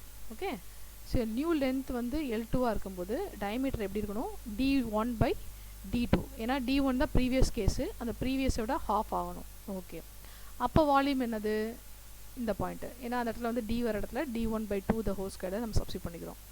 ஓகே, பட் இங்கே பாயிண்ட் என்ன பேசியிருக்கோன்னா, assuming that resistivity remains unchanged. அப்போ ரெசிஸ்டிவிட்டி சேஞ்ச் ஆகணும்னு நம்ம பேசிகிட்டு இருக்கோம். அப்போ ரெசிஸ்டிவிட்டி சேஞ்ச் ஆகும்போது இந்த ஈக்குவேஷன் நம்ம சொல்லிக்கலாம். என்ன சொல்லிக்கலாம், ரெண்டுலேயும் கிடைச்ச டேட்டா மேபி சேஞ்ச் ஆகலை அப்படின்றனால so both can be equal. So நமக்கு என்ன தேவை அப்படின்னா, நியூ லென்த் வந்து L2ன்னு வச்சுருக்கோம், டயமீட்டர் வந்து D1 by 2ன்னு வச்சுருக்கோம். ஸோ அப்போ வால்யூம் வந்து that is equal to this value. So L2க்கும் L1க்கும் என்ன ரிலேஷன் கிடைக்கிது அப்படின்னா, L2 is equal to 4 times of L1. அப்போ நியூ ரெசிஸ்டன்ஸ் அப்படின்னும் போது ஈக்குவேட் பண்ணுறோம், new resistance is equal to 16 times R1 கிடைக்கிது. ஏன்னா ரோ மாறலே இல்லை, ரோ வந்து மாறல, இப்போ ரோவை சேர்த்துக்கிறோம். ஏன்னா resistance is equal to rho L by A. அப்போ ரோவை சேர்த்துட்டு பண்ணும்போது சப்ஸ்டியூட் பண்ணி பண்ணும்போது ரோ கெட் கேன்சல், எதெல்லாம் சேமாக இருக்கோ அதெல்லாமே கெட் கேன்சல். ரிமைனிங் என்ன கிடைக்கும் அப்படின்னா, நியூ ரெசிஸ்டன்ஸ் வேல்யூ வந்து 16 times R1 கிடைக்குது. ஓகே, ஸோ அப்போ நியூ ரெசிஸ்டன்ஸ் வேல்யூ வந்து நியூ வந்து 16 டைம்ஸாக இனிஷியலாக வச்சுருக்க இந்த ஆர் ஃபஸ்ட்டு ஒரு ஆரை வந்து அசியூம் பண்ணிக்கிறோம். அந்த ஃபஸ்ட்டு அசியூம் பண்ண வேல்யூலேருந்து 16 டைம்ஸ் வந்து இன்க்ரீஸ்டு வேல்யூவாக தான் எனக்கு கிடைக்குது. எப்போ அப்படின்னா, அந்த டயமீட்டர் வந்து ஹாஃப் ஆகிற வரைக்கும். ஓகே, ஸோ இந்த மாதிரி ப்ராப்ளம்லாம் ரொம்ப வராது. நமக்கு சின்னதாக 2 மார்க் லெவல் 1 மார்க் லெவல் தான், நமக்கு மேக்ஸிமம் அப்ஜெக்டிவ் கொஸ்டின்ஸ் தான் வரும். ஸோ 1 மார்க் அப்படின்னும் போது இவ்வளோ பெருசாக டீல் பண்ணுற மாதிரி வராது, இது கிட்டத்தட்ட மேத்தமெட்டிக்கலாக இருக்குது, ரொம்ப பெருசாக இருக்குது. So 1 mark 2 mark level. So அதனால் இதை பற்றி யோசிக்க தேவையில்லை.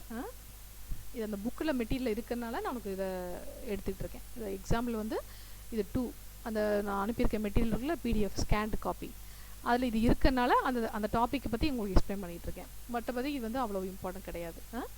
ஓகே,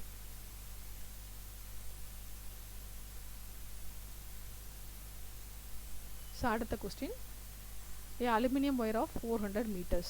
ஸோ லென்த்து கொடுத்துருக்காங்க, அண்ட் ரெசிஸ்டன்ஸ் வேல்யூ ஆன்சரே கொடுத்துட்டாங்க. Okay, find its area of cross section. Small A தான் கேட்குறாங்க நம்மகிட்ட. Okay, find the area of cross section required if the wire of copper,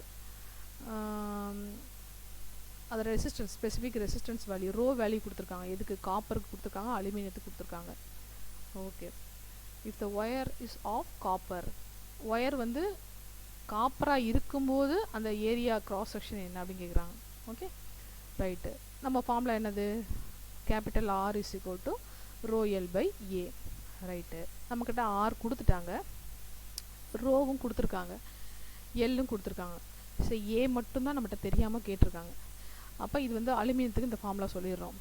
அடுத்து area of the cross section of aluminium அப்படின்னும் போது unknown data யார், ஏ. அப்போ ஏயை மட்டும் நம்ம வந்து லெஃப்ட் சைடில் வச்சுக்கிறோம், ரிமைனிங் ஃபுல்லாக ரைட் சைட் கொண்டு போயிடுறோம். So we are getting the answer. Same kind, காப்பருக்கு அதே தான். ஃபார்முலாவில் வந்து இதான் அன்னோனாக இருக்குது. ஸோ அன்னோனை வந்து லெஃப்ட் சைடில் வச்சுக்கிறோம், ரிமைனிங் ஃபுல்லாக தெரிஞ்ச அன்னோனை ஃபுல்லாக ரைட் சைடில் மாற்றிக்கிறோம். So we are getting the answer for copper also. So காப்பருக்கும் அலுமினியத்துக்கும் அந்த கிராஸ் செக்ஷன் என்னன்றதான் கொஸ்டின். ஸோ கொஸ்டினுக்கு ஃபார்முலாவில், இந்த ஃபார்முலாவில் given data R rho L எல்லாம் கிவன், இது மட்டும்தான் அன்னோனாக இருக்குது. சரியா, அப்போ அன்னோனை மட்டும் லெஃப்ட் சைடில் வச்சுக்கிறோம், ரிமைனிங் வந்து ரைட் சைடில் மெயின்டைன் பண்ணிட்டே வரும். ஓகே, ஜஸ்ட்டு சப்ஸ்டியூஷன் மல்டிப்ளிகேஷன், அவ்வளோதான்.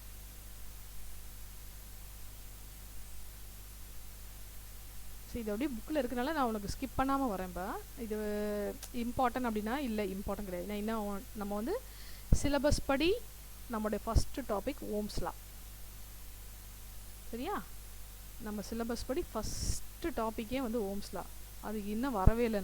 நம்ம வந்து ஓம்ஸ் லாக்கு முன்னாடி படிக்க வேண்டிய சில விஷயங்கள் இருக்குது, அதை தான் பார்த்துட்ருக்கோம் இப்போ. Okay. So basic circuit elements. Subject வந்து சர்க்யூட் அனாலிசிஸ். அப்போ சர்க்யூட் அப்படின்னா என்ன ஃபஸ்ட்டு விஷயம் தெரிஞ்சுக்கணும்.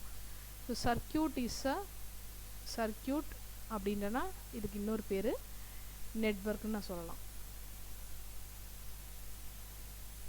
ஸோ சர்க்யூட் அப்படின்னு சொல்லலாம், இல்லை நெட்வொர்க்னு சொல்லலாம். ரெண்டுக்குமே ஒரே மீனிங் தான். It is the combination of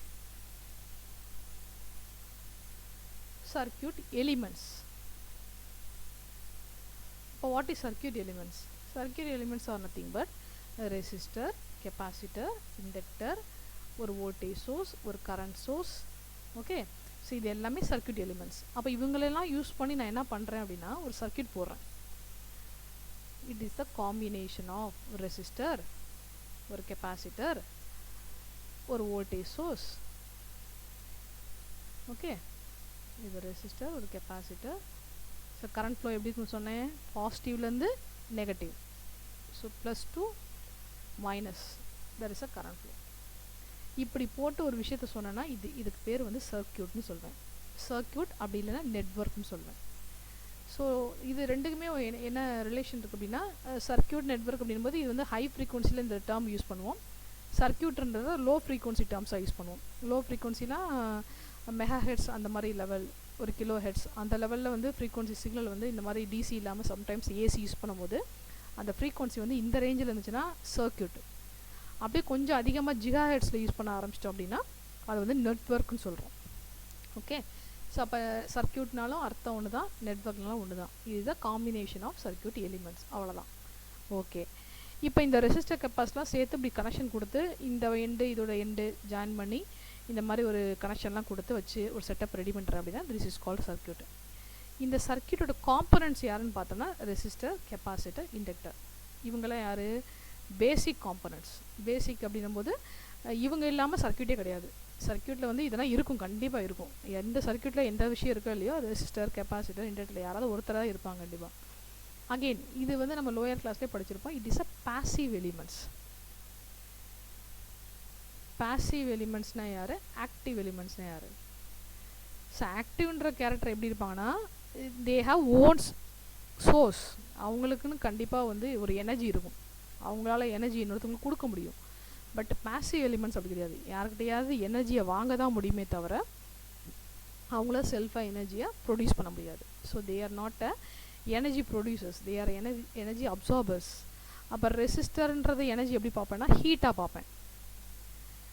ஒரு உடம்புலேருந்து, ஒரு பாடியிலேருந்து, ஒரு விஷயத்துலேருந்து ஹீட்டு வெளியில் போச்சு அப்படின்னா என்ன நடக்குதுன்னு சொல்லுவேன்னா, இந்த ரெசிஸ்டர்லேருந்து ஹீட்டுன்ற பவர், ஹீட்டை வந்து இன் டேர்ம்ஸ் ஆஃப் பவராக இந்த ரெசிஸ்டர் வந்து டிசிபேட் பண்ணுது, வெளியில் அனுப்புது அப்படின்னு சொல்லுவேன்.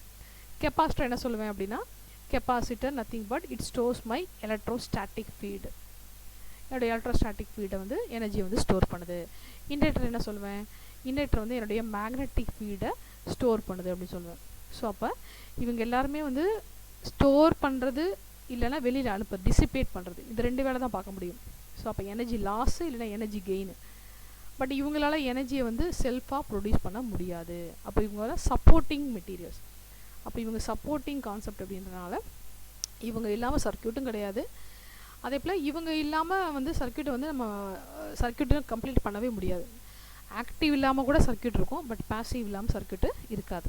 ஓகே, அதில் one of the first case வந்து நம்ம என்ன சொல்கிறோம் அப்படின்னா ரெசிஸ்டர்ஸ். ஸோ ரெசிஸ்டர் அப்படின்றது நமக்கு தெரிஞ்ச விஷயம் தான். It is the electrical component made from the material which opposes the flow of current through it. அவ்வளோதான். யார் வந்து கரண்ட்டை அப்போஸ் பண்ணுறாங்களோ அந்த கரண்ட்டை அப்போஸ் பண்ணுற மெட்டீரியலை வச்சு நான் ஒரு இதை மேனுஃபேக்சர் பண்ணியிருக்கேன் அப்படின்னா that kind is call resistor. Okay, resistor simple எப்படி போடுவோம்? நம்ம அதை சொன்ன மாதிரி ரெண்டு கோடு இருக்குது அப்படின்னா இந்த ரெண்டு கோடுக்கும் ஈக்குவலாக மேலே கீழே ஜிக்ஸாக்காக போயிட்டு வரணும். ஸோ இப்படி பார்த்தாலும் ஈக்குவலாக ஹைட் இருக்கணும், இப்படி பார்த்தாலும் ஈக்குவல் ஹைட் இருக்கணும். ஸோ ஃபுல்லாகவே மேலேயும் இருக்கக்கூடாது, ஃபுல்லாகவே கீழேயும் போடக்கூடாது, அதே போல் இப்படி வளைஞ்சு வளைஞ்சு இப்படி போடக்கூடாது. சரியா? ஸோ அதனால் சிம்பிள் போடும்போது பர்ஃபெக்டாக போடணும். சரி நிறையா போட முடியல கஷ்டமாக இருக்குது அப்படின்னா இப்படி போட்டுட்டு 2 இது போட்டு நிப்பாட்டினா கூட ஓகே தான். ஒரு தான் ஹாஃபில் ஆரம்பிக்கிறோம், ஓகே, இன்னொரு தான் ஹாஃப் அப்படி நிப்பாட்டிக்கலாம், அவ்வளோதான். ரொம்ப நீளமாக போடணும் கூட அவசியம் இல்லை. பட் போகும்போது இந்த 2 விஷயமும் ஜிக்ஸாக்காக போகணும். மேலேயும் கீழேயும் ஈக்குவல் ஹைட்டில் மேலே கீழே ஜிக்ஸாக்காக நம்ம போட்டு காமிக்கணும். ஓகே, சரி இப்போ ரெசிஸ்டரில் வந்து நமக்கு தெரிஞ்ச விஷயம் என்னது, ஒரு ரெசிஸ்டர்ன்றது it opposes my flow of current. Suppose இந்த இடத்துல வந்து ஃப்ளோ ஆஃப் கரண்ட்டில் வந்து ஒரு ஐயை மார்க் பண்ணியிருக்கேன். நம்ம முன்னாடியே சொன்ன மாதிரி கரண்ட் எங்கே என்ட்ரு ஆகுதோ அந்த பாயிண்ட்டு பாசிட்டிவ், கரண்ட் எங்கே லீவ் ஆகுதோ அந்த எண்டு வந்து ரெசிஸ்டரில் நெகட்டிவ் பாயிண்ட்டு. அதே போல் இந்த 2 பாயிண்ட்டுக்கு இடையில் நம்ம என்ன சொன்னோம், இன்னொரு விஷயம் பொட்டன்ஷியல்னு ஒரு வார்த்தை சொன்னோம். பொட்டன்ஷியல்னு யார், 2 பாயிண்ட் இருக்குது அப்படின்னா அந்த 2 பாயிண்ட்டுக்குள்ள பொட்டன்ஷியல் டிஃப்ரென்ஸ், இந்த இடத்துல ப்ளஸ் போட்டிருக்கேன், அர்த்தம் என்னது, இந்த பக்கம் எலக்ட்ரான் கம்மியாக இருக்குது, இந்த பக்கம் மைனஸ் போட்டிருக்கேன், அப்போ என்ன அர்த்தம், எலக்ட்ரான் வந்து அதிகமாக இருக்குது. இதுவே அர்த்தம் ஒன்று தான். பொட்டன்ஷியல் வந்து இந்த பக்கம் வந்து ஹையர் பொட்டன்ஷியலாக இருக்குது, இந்த பக்கம் லோயர் பொட்டன்ஷியலாக இருக்குது. அதனால தான் கரண்ட்டை வந்து இப்படி போட்டிருக்கோம். ஸோ அப்போ கரண்ட்டு வந்து ஒரு பக்கம் நுழையுது அப்படின்னா இந்த நுழையிற இந்த இடம் வந்து ஹையர் பொட்டன்ஷியலில் இருக்குன்னு அர்த்தம். நுழைஞ்சு வெளியில் வர்ற இடம் வந்து லோ பொட்டன்ஷியலாக இருக்குன்னு அர்த்தம். நமக்கு பொட்டன்ஷியல்னு வார்த்தை கிடைக்கிறதுக்கு என்ன வேணும், 2 பாயிண்ட் வேணும். 2 பாயிண்ட் இருந்தால் தான் பொட்டன்ஷியல்னு ஒரு விஷயம் கிடைக்கும். What is potential, it is call voltage. Simple E போடலாம், அப்படி இல்லைன்னா ஐ போட்டுக்கலாம், சாரி இ போடலாம் இல்லை வி போட்டுக்கலாம், 2ல் ஏதாவது போட்டுக்கலாம். கரண்ட்டுக்கு வந்து ஐ மட்டும்தான் போட போகிறோம். ஓகே, ஸோ அப்போ இந்த இடத்துல வந்து ரெசிஸ்டர்ன்ற ஒரு கேரக்டர் 2 பாயிண்ட் நடுவில் யாரை நிப்பாட்டியிருக்கோம்னா ரெசிஸ்டர்னு ஒரு ஆள் நிப்பாட்டியிருக்கோம். இப்படி இருக்கும்போது இந்த கரண்ட்டுனால இந்த ரெசிஸ்டரில் ஒரு விஷயம் நடக்குது. என்ன நடக்குது, இந்த கரண்ட்டை நான் சொன்ன மாதிரி இந்த இடத்த என்ட்ரு ஆகும்போது ஒரு மாதிரி இருக்கும், இந்த ரெசிஸ்டரை க்ராஸ் பண்ணி வெளியில் வந்ததுக்கப்புறம் ஒரு மாதிரி இருக்கும். என்ன நடக்கும், ரெசிஸ்டர் யார், ரெசிஸ்டிவிட்டி ப்ராப்பர்ட்டிக்குள்ளே ஒரு மெட்டீரியல் உள்ளே செய்யப்பட்ட ஒரு பொருள். அப்போ என்ன பண்ணும், கரண்ட்டு உள்ளே நுழையும் போது அதிகமாக இருக்கும், இந்த இடத்த கிராஸ் பண்ணி வெளியே வந்ததுக்கப்புறம் கரண்ட்டை லோ பண்ணி விட்டுரும். அப்போ இந்த என்ட்ரு ஆகும்போது கரண்ட் அதிகமாகவும் இங்கே வெளியில் வரும்போது கரண்ட்டை லோ பண்ணவும் செய்யுது. ஓகே, அப்போ இந்த கரண்ட் சேஞ்ச் நடக்குதுனால என்ன அர்த்தம், யார் சேஞ்ச் ஆகிட்டு இருக்கான்னு அர்த்தம், there is a potential difference. Current change ஆனால் என்ன அர்த்தம், ரெசிஸ்டர் போடுறேன், இப்போ எலக்ட்ரானாக பேச போகிறேன், இது மைனஸ் இது ப்ளஸ்ஸு. முன்னாடி என்ன சொன்னோம், எலக்ட்ரான் மூவ்மெண்ட்டும் கரண்ட்டு தான். சப்போஸ் இந்த மைனஸ்க்கு அர்த்தம் என்னது, இங்கே எலக்ட்ரான் வந்து ரொம்ப அதிகமாக இருக்குது, நிறைய எலக்ட்ரான் உட்காந்துருக்கு, இந்த இடத்துல வந்து எலக்ட்ரான் வந்து கொஞ்சமாக இருக்குது. நமக்கு தெரிஞ்ச விஷயம் என்னது, அதிகமான இடத்துலேருந்து கொஞ்சமாக இருக்கிற இடத்த நோக்கி எலக்ட்ரான் மூவ் பண்ணும். ஓகே, அப்போ எலக்ட்ரான்லாம் ஓடி வர ஆரம்பிக்குது. So this is the electron flow direction, எலக்ட்ரானோட டைரக்ஷன். நம்ம என்ன சொன்னோம், எப்போவுமே எலக்ட்ரான் டைரக்ஷனுக்கு ஆப்போசிட் டைரக்ஷனில் தான் கரண்ட் ஃப்ளோ டைரக்ஷனை போடுவோம். இதுதான் நம்மளுடைய ஒரிஜினல் கரண்ட் டைரக்ஷன், இதுக்கு பேர் கன்வென்ஷனல் கரண்ட் டைரக்ஷன். என்ன பண்ணுறோம், ப்ளஸ்லேருந்து மைனஸ் பக்கம் கரண்ட்டை போடுறோம். உண்மையில் என்ன நடக்குது, எலக்ட்ரானுடைய டைரக்ஷனுக்கு ஆப்போசிட்டில் தான் போட்டிருக்கோம் இங்கே. ஓகே, அப்போ இங்கே இருக்கிற எலக்ட்ரான் அதிகமாக இருக்குன்னா என்ன அர்த்தம், இந்த இடத்துல பொட்டன்ஷியல் அதிகமாக இருக்குது, இங்கே என்ன இருக்குது, பொட்டன்ஷியல் கம்மியாக இருக்குது. ஸோ பொட்டன்ஷியல் அதிகமாக இருந்த இடத்துலேருந்து இந்த பக்கம் லோவான இடத்து பக்கம் எனக்கு என்ன நடந்திருக்கு, ஒரு எலக்ட்ரான் மூவ்மெண்ட் நடந்திருக்கு. அப்போ அந்த பக்கம் ஒரு எலக்ட்ரான் கரண்ட் டைரக்ஷன் நடந்திருக்கு, எலக்ட்ரான் கரண்ட்டு வந்திருக்கு. ஓகே, ஸோ அப்போ இந்த இடத்துல இந்த எலக்ட்ரான் இங்கேருந்து வரும்போது இந்த ரெசிஸ்டர் தானே, இது உள்ளே யார் இருக்கா, ரெசிஸ்டிவ் ப்ராப்பர்ட்டி உள்ள ஒரு மெட்டீரியல். அப்போ அது என்ன பண்ணும், இந்த எலக்ட்ரான்ஸோடைய பாதையை தடை பண்ணுது. அப்போ எலக்ட்ரான் என்ன பண்ணும், இங்கேயும் அப்படி இங்கே முடிஞ்ச வரைக்கும் முட்டி மோதி கிளம்பி போக பார்க்கும், இந்த பக்கம் போக பார்க்கும். அப்படி போகும்போது என்ன நடக்குது, இதுக்கு அகெயின்ஸ்டாக இந்த ரெசிஸ்டிவிட்டி ப்ராப்பர்ட்டி உள்ள மெட்டீரியலுக்கு அகெயின்ஸ்டாக வேலை பார்க்கும். அந்த வேலை பார்க்கறது தான் நம்ம என்ன பண்ணுறோம் அப்படின்னா that is call work done. நம்ம வந்து வோல்டேஜ் பொட்டன்ஷியல் ஃபார்முலா சொன்னோமா, potential is nothing but work done on a charge. ஒரு சார்ஜை ஒரு பாயிண்ட்லேருந்து இன்னொரு பாயிண்ட்டுக்கு கொண்டு போகிறதுக்கு, 1 கூலும் சார்ஜை இந்த பாயிண்ட்லேருந்து இந்த பாயிண்ட்டுக்கு கொண்டு போகிறதுக்கு நம்ம செஞ்ச வேலையை தான் நம்ம வந்து பொட்டன்ஷியல்னு சொல்கிறோம். அப்போ என்ன வேலை பார்க்குறோம், இங்கே அதிகமான எலக்ட்ரான் இருந்த இடத்துலேருந்து சார்ஜெல்லாம் எடுத்துகிட்டு போய் கொஞ்சமாக இருக்க எலக்ட்ரான் இருக்க இடத்துக்கு கொண்டு போயிட்டுருக்கோம். So we are done some work, ஏதோ ஒரு ஒர்க் பண்ணிகிட்ருக்கோம், ஒரு ஜூல்ஸில் வந்து ஒர்க் பண்ணிகிட்ருக்கோம். அப்போ அந்த ஒர்க் நடக்கிறதுனால என்ன நடக்கும், ஆட்டோமேட்டிக்காக இந்த 2 பாயிண்ட்டுக்கு நடுவில் ஒரு பொட்டன்ஷியல் உருவாகும். Okay, so that potential is called V. அது யாரை டிபெண்ட் பண்ணியிருக்கோம்? கரண்ட்டை டிபெண்ட் பண்ணியிருக்கோம். கரண்ட்டுன்னு எப்படி சொல்கிறோம்? இந்த கேரக்டரை வந்து இது பாசிட்டிவ் எண்டு நெகட்டிவ் எண்டு சொல்கிறோம். இதுதான் என்னோட கரண்ட் டைரக்ஷன் சொல்கிறோம். இதுக்கு இந்த இடத்துல வந்து இந்த பாயிண்டில் எனக்கு ஒரு பொட்டன்ஷியல் உருவாகும், இந்த ரெசிஸ்டருக்குள்ளே எனக்கு ஒரு பொட்டன்ஷியல் உருவாகும்னு சொல்கிறோம். அப்போ இந்த கரண்ட்டு ஃப்ளோ ஆகிறதுனால தானே கரண்ட்டை யாரை இப்படி இன்டெரக்டாக எப்படி பார்க்கணும்? இந்த பக்கம் நிறைய எலக்ட்ரான் இருக்குது, இந்த பக்கம் கொஞ்சம் எலக்ட்ரான் இருக்குது. ஓகே, இந்த கொஞ்சமாக இருக்க எலக்ட்ரான் நோக்கி தான் நிறையா இருக்க எலக்ட்ரான் வந்து கிளம்ப ஆரம்பிக்கும். பட் இது ஒரிஜினலாக மூமெண்ட் நடக்கிற விஷயம். இதை நம்ம எலக்ட்ரானோட கரண்ட் டைரக்ஷனாக பார்க்கணும். ஒரிஜினல் கரண்ட் டைரக்ஷன் எப்படி போடுறோம்? எலக்ட்ரான் டைரக்ஷனுக்கு ஆப்போசிட்டில் போகிறோம். அப்போ இதை வச்சு பேசினாலும் ஓகே தான், இதை வச்சு பேசினாலும் ஓகே தான்.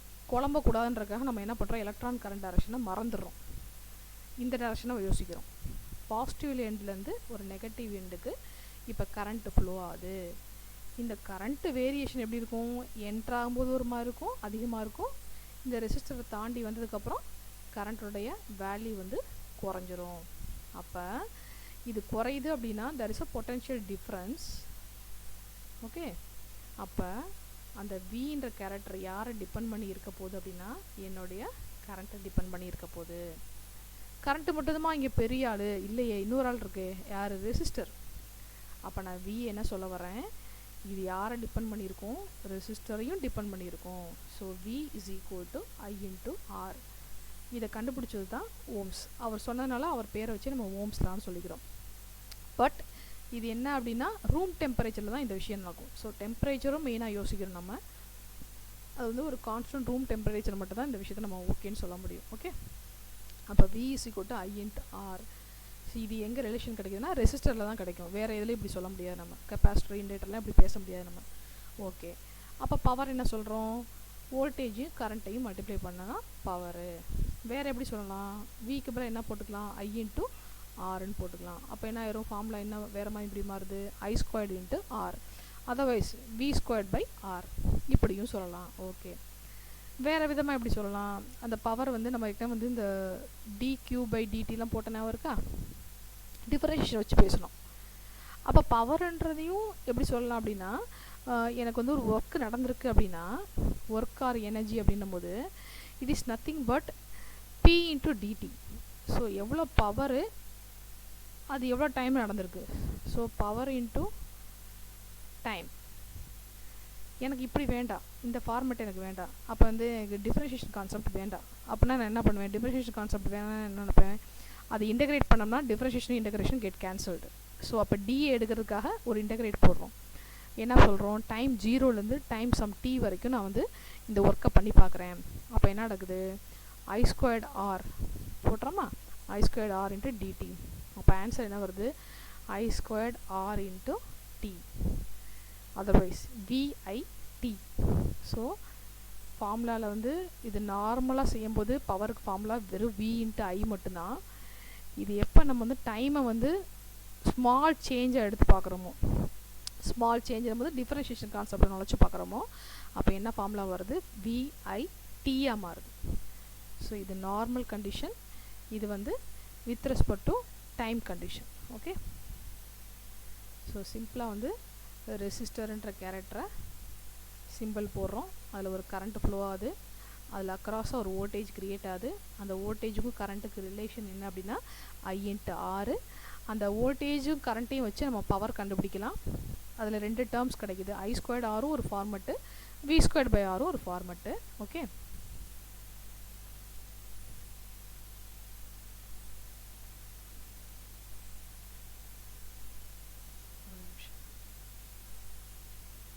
வி ஸ்கொயர்டு ஒரு ஃபார்மெட்டு. அடுத்து அந்த இதில் வந்து ஒர்க்கு எவ்வளோ நடந்துச்சு, எனர்ஜி அப்படின்னு பேசும்போது see energy is nothing but power into time. So அதனால் முந்தின ஸ்டெப்பில் கிடச்ச பவரையும் டைமையும் மல்டிப்ளை பண்ணுறோம். டைமை என்ன பண்ணுறோம்? ஸ்மால் சேஞ்ச், ஸ்மால் டைமாக எடுத்துக்கிறோம். அதாவது டிடின்னு எடுத்துக்கிறோம், டீன்னு எடுக்காமல். அப்போ அந்த டிடியை கேன்சல் பண்ணுறதுக்காக ஒரு இன்டகிரேஷன் பண்ணுறோம். ஸோ டிஃபரன்ஷியேஷனும் இன்டகிரேஷனும் சேரும்போது that part will be cancelled. So வெறும் டி மட்டும் தான் நமக்கு கிடைக்குது. ஸோ எய்தர் ஐ ஸ்கொயர்டு ஆர்டின்னு சொல்லலாம் எனர்ஜியை, இல்லை விஐடியும் சொல்லலாம். ஓகே, அப்போ ரெசிஸ்டர்லேயே வந்து வி என்ன, பவர் என்ன, எனர்ஜி என்ன அப்படின்னு 3 விஷயத்தை அதை பார்த்துருக்கோம் இந்த இடத்துல. ஓகே,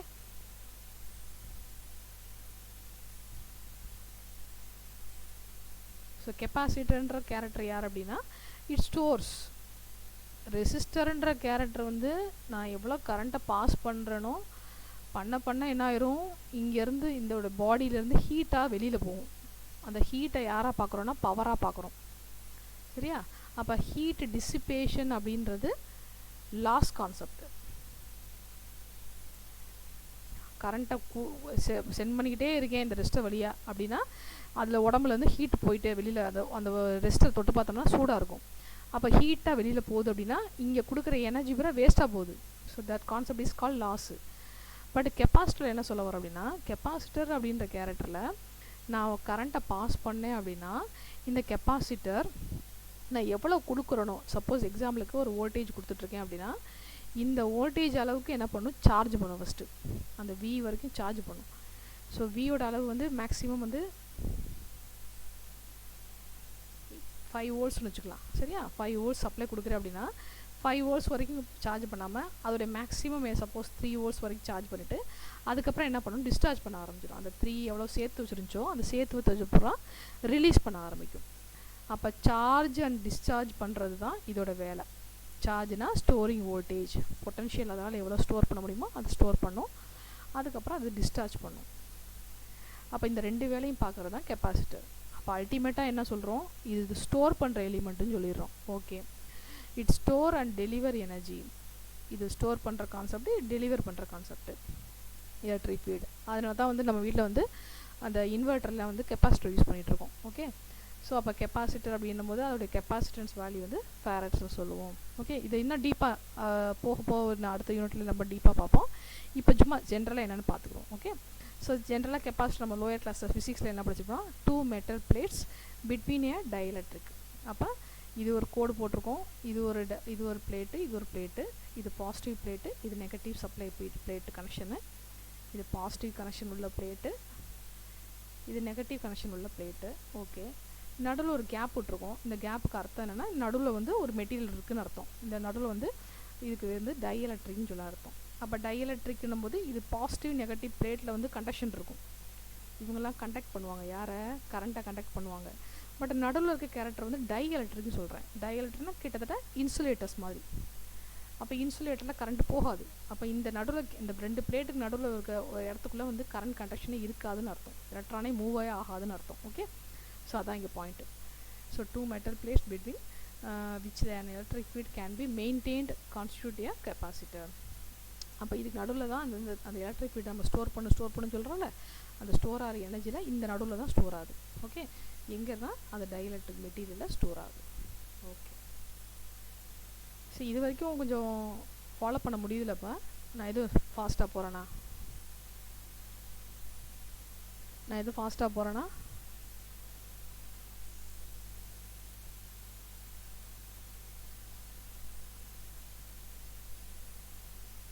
பசங்க நான் எது ஸ்பீடாக போகிறேன்னா,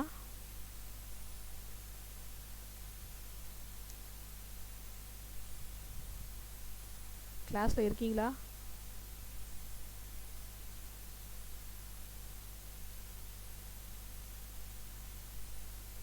கிளாஸில் இருக்கீங்களாப்பா? நான் எது ஸ்பீடாக போகிறேன்னா,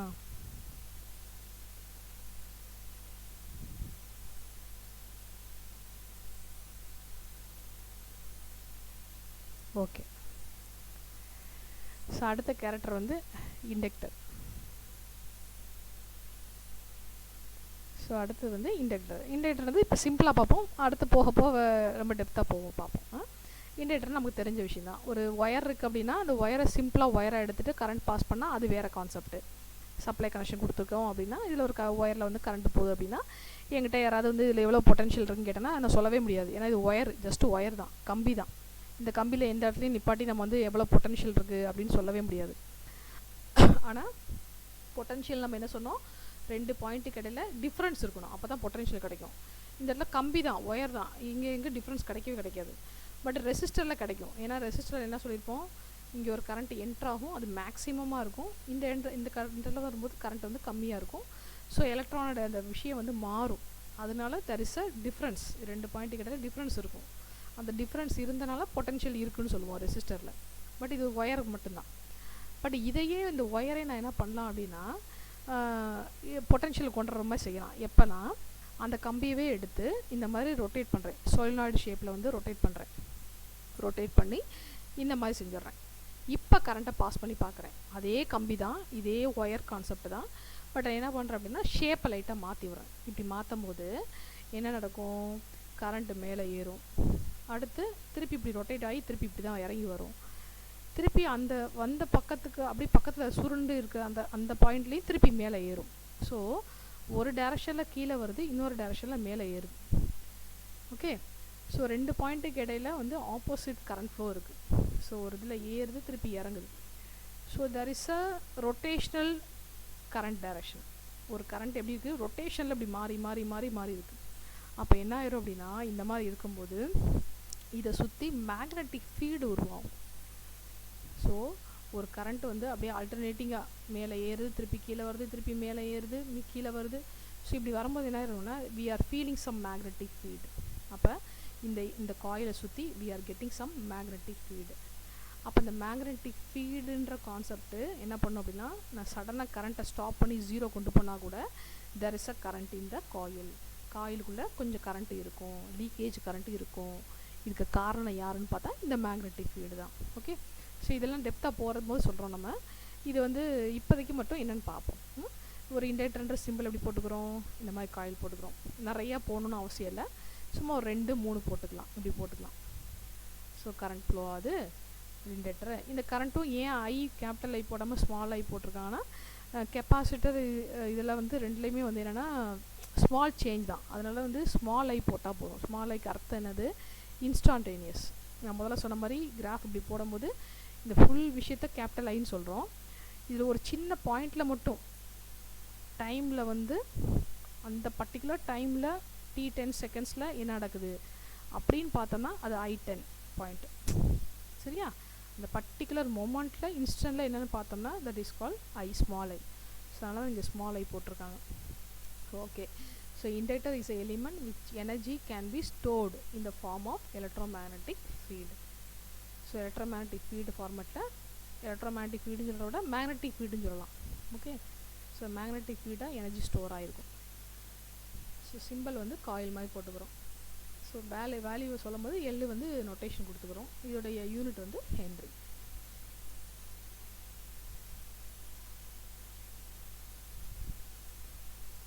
ஸோ நம்ம முதல்ல நெட்வொர்க் டெஃபினிஷன் பார்த்துட்டோம். It is the arrangement of the various electrical energy sources along with different circuit elements. அவ்வளோதான். ஸோ அப்போ நெட்வொர்க்குன்னு சொல்லலாம், சர்க்கியூட்டுன்னு சொல்லலாம். ரெண்டுமே ஒரே மீனிங் தான். அப்போ ஒரு சப்ளை இருக்குது, ரெசிஸ்டர் இருக்குது, கெப்பாசிட்டர் இருக்குது, இண்டக்டர் இருக்குது, திருப்பி இங்கே ஒரு வோல்டேஜ் சோர்ஸ் இருக்குது. ஓகே. ஸோ இந்த மாதிரி கனெக்ஷன்ஸ் கொடுத்து இந்த ஏ பாயிண்ட்டுக்கும் பி பாயிண்ட்டுக்கு கனெக்ஷன் கொடுத்துருக்கோம், இ கொடுத்துருக்கோம், அப்புறம் எஃப்பில் கொடுத்துருக்கோம், டியில் கொடுத்துருக்கோம். பட் எல்லாமே கம்ப்ளீட்டாக முடிஞ்சிருக்கு, க்ளோஸ் பண்ணி முடிச்சிருக்கோம். இப்படி க்ளோஸ் பண்ணி முடித்தனால இந்த அரேஞ்ச்மெண்ட்டை என்ன சொல்கிறோம் அப்படின்னா நெட்வொர்க்குன்னு சொல்கிறோம். ஸோ நெட்வொர்க் எலிமெண்ட்ஸ்ன்னும் போது அந்த உள்ள ஒவ்வொரு இண்டிவிஜுவலாக நம்ம பேசணும்ல, இது வோல்டேஜ் சோர்ஸ், இது ரெசிஸ்டர், இது வந்து கெப்பாசிட்டர், அவங்க எல்லாருமே வந்து யாருன்னு பார்த்தா எலிமெண்ட்ஸ். உள்ள பார்ட்டிசிபேட் பண்ணிக்க எல்லாருமே வந்து elements. So individual circuit element with 2 terminal which can be connected to each other, circuit elements called network elements. So elements வந்து resistor, capacitor, inductor.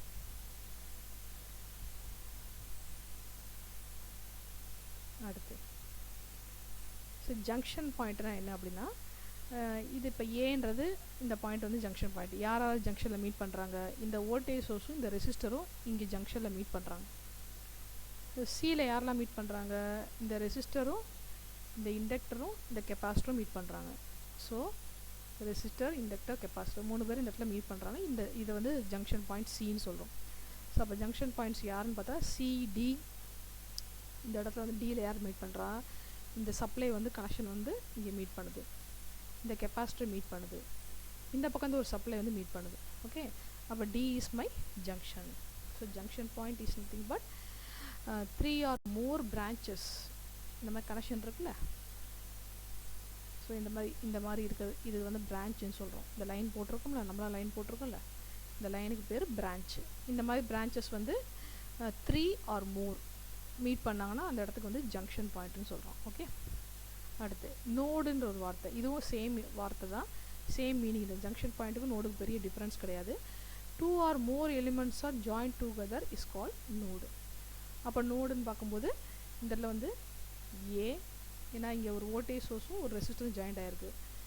இங்கே வந்து ஒரு ரெசிஸ்டர், கெப்பாசிட்டர், இண்டக்டர் 3 பேரும் ஜாயின் ஆகாங்க, சியில் ஜாயின் ஆகாங்க. அடுத்து வந்து இங்கே ஈயில் வந்து ஒரு இண்டக்டர், ஒரு ரெசிஸ்டர் ஜாயின் ஆகிருக்காங்க. ஒரு வோல்டேஜ் சோர்ஸு, ஒரு கெப்பாசிட்டர், இந்த பக்கம் ஒரு வோல்டேஜ் சோர்ஸ், 3 பேர் இந்த டியில் ஜாயின் ஆகாங்க. ஓகே, ஸோ அப்போ வந்து எஃப் தவிர, சாரி எஃப் வந்து இது சேம் பாயிண்ட் தான், டியும் எஃப்பும் சேம் தான், இது ஒன்றும் பெருசாக வித்தியாசம் இல்லை. இந்த மாதிரி ஒரு கோடு மட்டும் தானே இருக்குது. ஸோ இப்படி போட்டிருக்கோன்றனால இது வந்து நோடுன்னு சொல்ல முடியாது. ஸோ எஃப் வராது. ஸோ நோடுனா எப்படின்னா அட்லீஸ்ட் 2 பேர் வந்து ஜாயின் பண்ணிடுவோம். இந்த வோல்டேஜ் சோர்ஸ் ஜாயின் பண்ணிட்டு இது டிலே ஜாயின் பண்ணிடுச்சு, அதனால வந்து எஃப் தனியாக போடணும்னு அவசியம் இல்லை. ஸோ ஒரு ரெசிஸ்டர் அப்புறம் ஒரு கெப்பாசிட்டர், இப்படி 2 பேர் வந்து வித்தியாசமாக அவங்க வந்து ஜாயின் பண்ணிடுவாங்க, மீட் பண்ணிடுவோம். பட் இங்கேருந்து ஒரு வோல்டேஜ் சோர்ஸ் கிளம்பி வந்திருக்கு, அது வந்து டியில் ஜாயின் பண்ணிடுச்சு. இங்கேருந்து ஒரு கெப்பாசிட்டர் கிளம்பி வந்திருக்கு, இது டியில் ஜாயின் பண்ணிடுச்சு. ஸோ அப்போ வந்து டி மட்டுமே எனக்கு எஃப் சொல்லணும்னு அவசியம் இல்லை. அடுத்து mesh or loop. Mesh or லூப்புன்றது என்னென்னா the set of branches forming a closed path. இந்த வார்த்தை ரொம்ப முக்கியம். closed path. closed path அப்படின்னா சர்க்யூட் வந்து இப்படி போடுறேன் அப்படின்னா, ஒரு ரெசிஸ்டர் போட்டு ஒரு வோல்டேஜ் சோர்ஸ் போடுறேன் அப்படின்னா இப்படி க்ளோஸ் பண்ணியிருக்கணும், எங்கேயுமே ஓப்பனாக இருக்கக்கூடாது. இப்படி வந்து கனெக்ஷன்ஸ் எல்லாம் க்ளோஸ் பண்ணி இந்த எண்டு ஃபினிஷ் ஆகிருக்கணும். இது மைனஸ், இது ப்ளஸ் எப்படிலாம் போட்டு முடிச்சிருக்கணும். சப்போஸ் இப்படி போட்டு இப்படி நிப்பாட்டி வச்சுருக்கேன் அப்படின்னா இது வந்து க்ளோஸ்ட் கிடையாது, இது வந்து ஓப்பன். ஸோ இது ஓப்பன் சர்க்யூட்டு, இதுதான் க்ளோஸ்டு சர்க்யூட்டு. அப்போ பாதை வந்து க்ளோஸாக இருந்தால் மட்டும்தான் கரண்ட் இருக்கும். கரண்ட்டு போகிறதுக்கு என்ன வேணும், எலக்ட்ரானில் மூமெண்ட்டுக்கு என்ன வேணும், ஒரு ஒயர் வேணும். அந்த ஒயர் வந்து சப்ளை இருந்தால் மட்டும்தான் அந்த நடக்கும், விஷயம் நடக்கும். அப்போ there is a closed path அப்படின்னா மட்டும்தான் தெர் இஸ் அ கரண்ட். அப்போ இங்கே வந்து ஒரு க்ளோஸ்டு பாதை அமைஞ்சிருக்கு, இங்கே ஒரு க்ளோஸ்டு பாதை அமைஞ்சிருக்கு. ஸோ அப்போ வந்து இந்த இடத்துல வந்து ஏசிபிடி, ஏசிடிபிஏ, சரியா? இவங்க இந்த பாதையில் வந்து ஏசிடிபிஏ அப்படி ஒரு பாதை, க்ளோஸ்டு பாதை, க்ளோஸ்டு பாத்து. அடுத்து இந்த பக்கம் சிஇஎஃப், திருப்பி டி, திருப்பி சி, இது ஒரு க்ளோஸ்டு பாதை. அது போக ஏ, சி, அடுத்து இ, எஃப், இது ஒரு டி, திருப்பி பி, திருப்பி ஏக்கு வரும். ஸோ பாதை எப்படி வருதுன்னா இப்படி வருது, இப்படியும் சொல்லலாம். ஸோ ஃபஸ்ட் கேஸ் வந்து இது ஒரு பாத்து, இது ஒரு பாதை, இந்த லூப் ஒரு பாதை, இந்த லூப் ஒரு பாதை. ஸோ அப்போ வார்த்தை வந்து லூப்புன்னு யூஸ் பண்ணிக்கலாம், மெஷ்ஷுன்னு யூஸ் பண்ணிக்கலாம். It is nothing but closed path. சரியா? Any closed path is called as mesh or loop.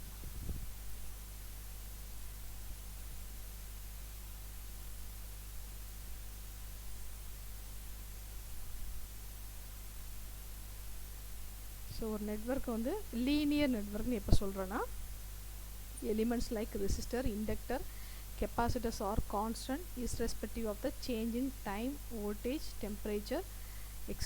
is known as linear networks. So linear network வந்து Ohm's law can be applied and superposition theorem can be used for solving the mathematical equations. இந்த 2 point ரொம்ப important. So ஒரு linear நெட்வொர்க்கில் தான் நம்ம என்ன பண்ண முடியும், ஓம்ஸ் லா அப்ளை பண்ண முடியும், சூப்பர்பொசிஷன் தியரமையும் அப்ளை பண்ண முடியும். Okay, so what is mean by linear network அப்படின்னா, லீனியர் நெட்வொர்க்கு நம்ம அர்த்தம் சொல்லிட்டோம். என்ன சொன்னோம், நிறைய சர்க்யூட் எலிமெண்ட்ஸ் எல்லாம் கனெக்ட் ஆயிருந்துச்சு அப்படின்னா, இப்படி கனெக்ட் பண்ணியிருந்தோன்னா ஒரு சி, ஒரு ஆறு, ஒரு வோல்டேஜ் சோர்ஸ், இந்த மாதிரி கனெக்ட் பண்ணியிருந்தோம் அப்படின்னா இதுக்கு பேர் நெட்வொர்க் சொல்லுவோம்.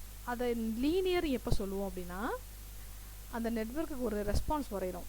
என்ன ரெஸ்பான்ஸ்னால், இன்புட்டுக்கும் அவுட்புட்டுக்கும் இடையில ரெஸ்பான்ஸ் வரைகிறோம். அப்படி வரையும் போது அந்த ரெஸ்பான்ஸ் எப்படி இருக்கும், இப்படி இருக்கும், நத்திங் பட் இது 1 வோல்ட்டில் சேஞ்ச் ஆகுது அப்படின்னா அவுட்புட்டு 1 வோல்ட்டு, இது 2 வோல்ட் அப்படின்னா இதுவும் 2 வோல்ட்டு. ஸோ ரெஸ்பான்ஸ் எப்படி இருக்கும் அப்படின்னா லீனியர் வேரியேஷன்.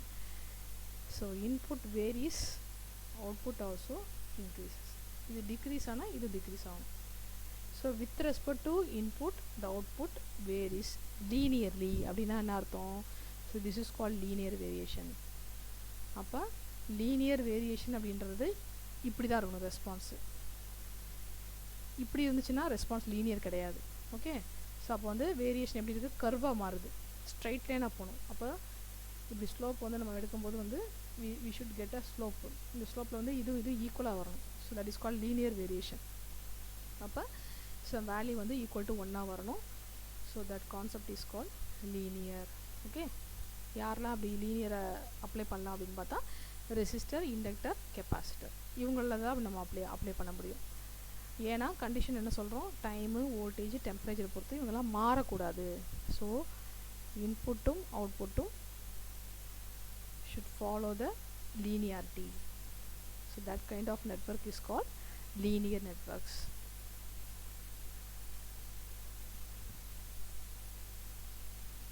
ஸோ நான் லீனியர்னா இப்போ நான் சொன்ன விஷயந்தான்.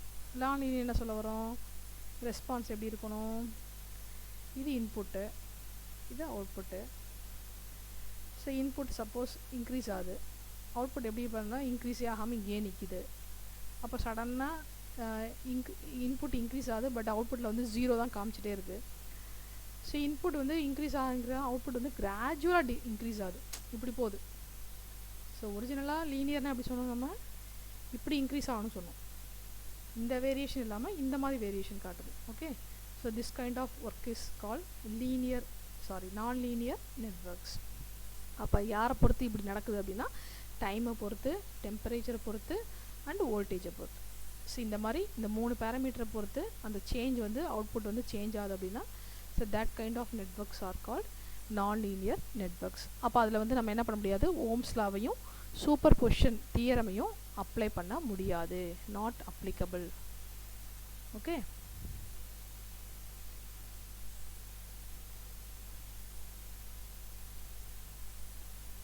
So bilateral network.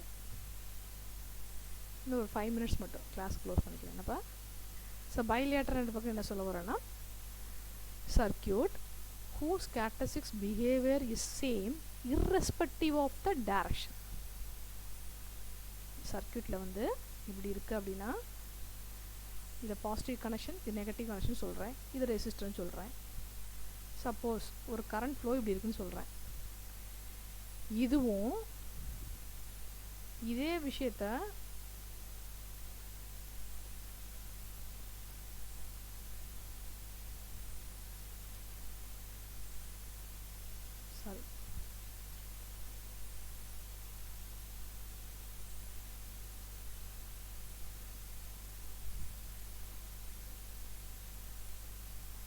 இதே விஷயத்த இப்படியும் சொல்கிறேன், அதாவது நெகட்டிவ் டு பாசிட்டிவ் கனெக்ஷன், இது பாசிட்டிவ் டு நெகட்டிவ் கனெக்ஷன்.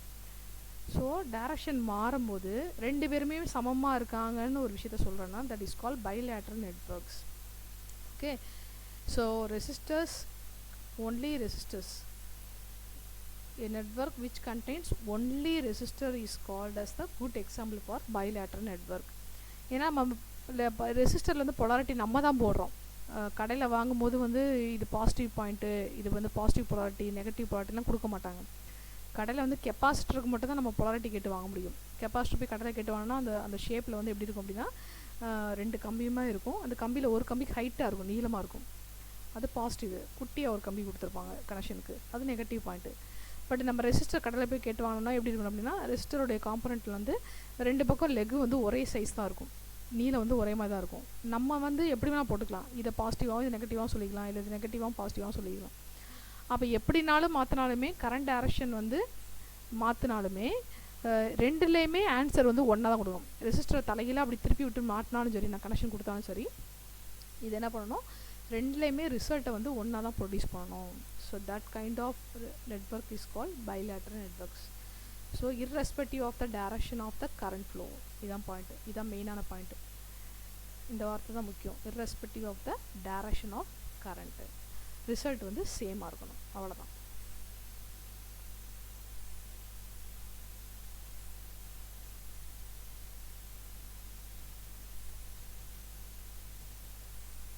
இன்னும் கொஞ்சம் இருக்குது topic,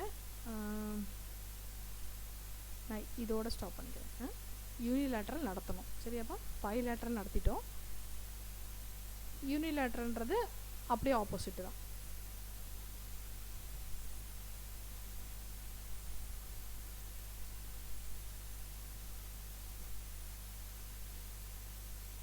utterance எடுத்துடலாமா?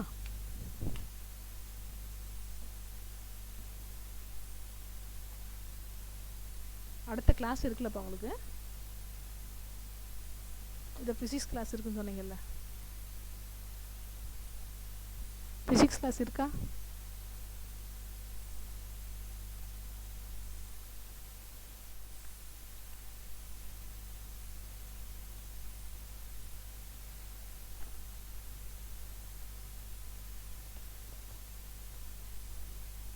Answer utterance Aparna.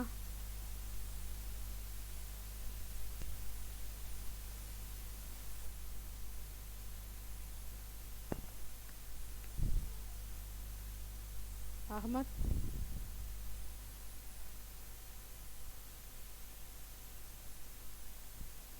Anandan. Anandan. Anandan. Inigo.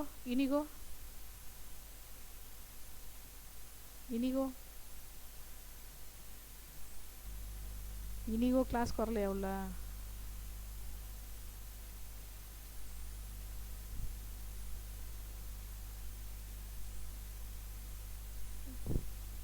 Vinayaki. Jeba. Christian Jeba உள்ள வந்த மாதிரி இருந்துச்சு.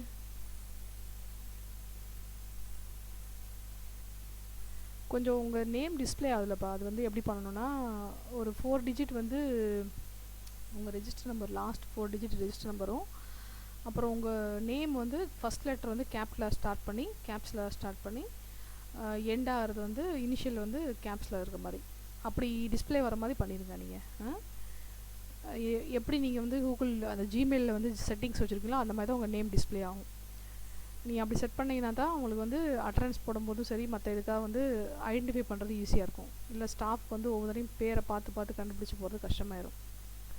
ஸோ அதனால் நேம் வந்து டிஸ்பிளே எப்படி வர்ற மாதிரி செய்யணுமோ அதை செஞ்சுருங்க. அதை எங்கே பண்ணணுன்னா ஜிமெயிலில் பண்ணால் தான் பண்ணணும். ஜிமெயிலுக்குள்ளே போய் பர்சனல் செட்டிங்ஸில் போய் பண்ணுங்கள். அதை பர்சனலைஸ் பண்ணிங்கன்னா, செட்டிங்ஸ் பண்ணிங்கன்னா உங்களுக்கு கரெக்டாக இருக்கும். அதுபோல் இந்த கூகுள் கிளாஸ் ரூமும் நான் கொஞ்சம் போட்டேன், நிறைய பசங்க லிங்க்கில் உள்ளே வரல இன்னும். கொஞ்சம் அது கிளாஸ் ரூம்குள்ளே வந்துருங்க, அப்போ தான் உங்களுக்கு இந்த நோட்ஸ் கிடைக்கும். ஏதாவது டெஸ்ட்டு அசைன்மெண்ட் அப்படின்னா நீங்கள் சப்மிட் பண்ணிங்கன்னா மார்க் போகிறதுக்கும் கரெக்டாக இருக்கும். இல்லைனா நிறைய பேருக்கு மார்க் வராமல் போயிடும். கொஞ்சம் கவனமாக இருங்க. Okay. Christine Jeba absent. Ram. Hemlata.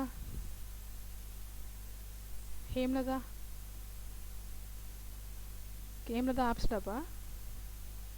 Absent போடவா? ஜெயமுருகன். கார்த்திகேயன். கிருத்திகா. மதன்.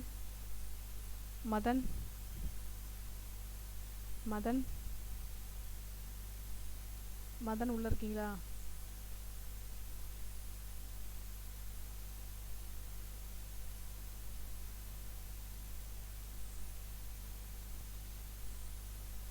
மனோஜ்.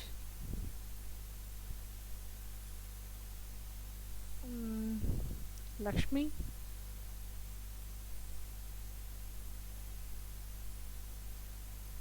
நிஷாந்த்.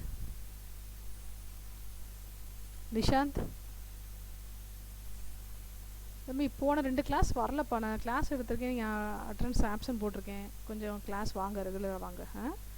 நான் கிளாஸ் டாபிக் எடுக்க ஆரம்பிச்சாச்சுல, கொஞ்சம் கவனிச்சா தான் புரியும். ஃபஸ்ட் யூனிட் புரிஞ்சால் தான் இந்த சப்ஜெக்ட் புரியும், சப்ஜெக்ட் புரிஞ்சால் தான் ஃப்யூச்சரில் எல்லா செமஸ்டரும் புரியும். கொஞ்சம் வந்துடுங்க. ஓகே. பவித்ரா. பிரகாஷ். ராமர். ராம்குமார். ராம்குமார் ஆப்சண்ட். சந்தோஷ், சரண், சரவணன். சரவணன் உள்ளே வந்த மாதிரி இருந்துச்சு. சரவணன் போயிட்டு அங்கேயே போயிட்டனா. சத்யா, அஸ்வின், சிவஹரன், சிவஹரன் சிவஹரன் ஆப்சன்ட் போட்டுடலாமா?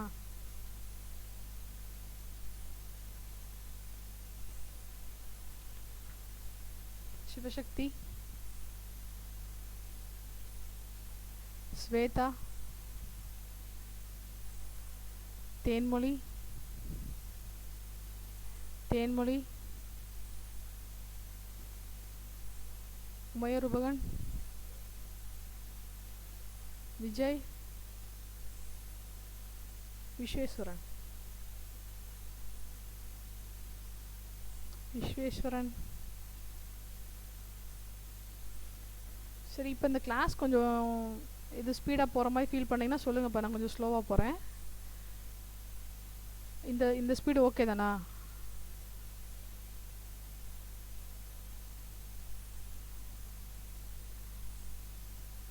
இப்போ நடத்துன வரைக்கும் புரியுதா? நான் பேசுனது புரியுதா?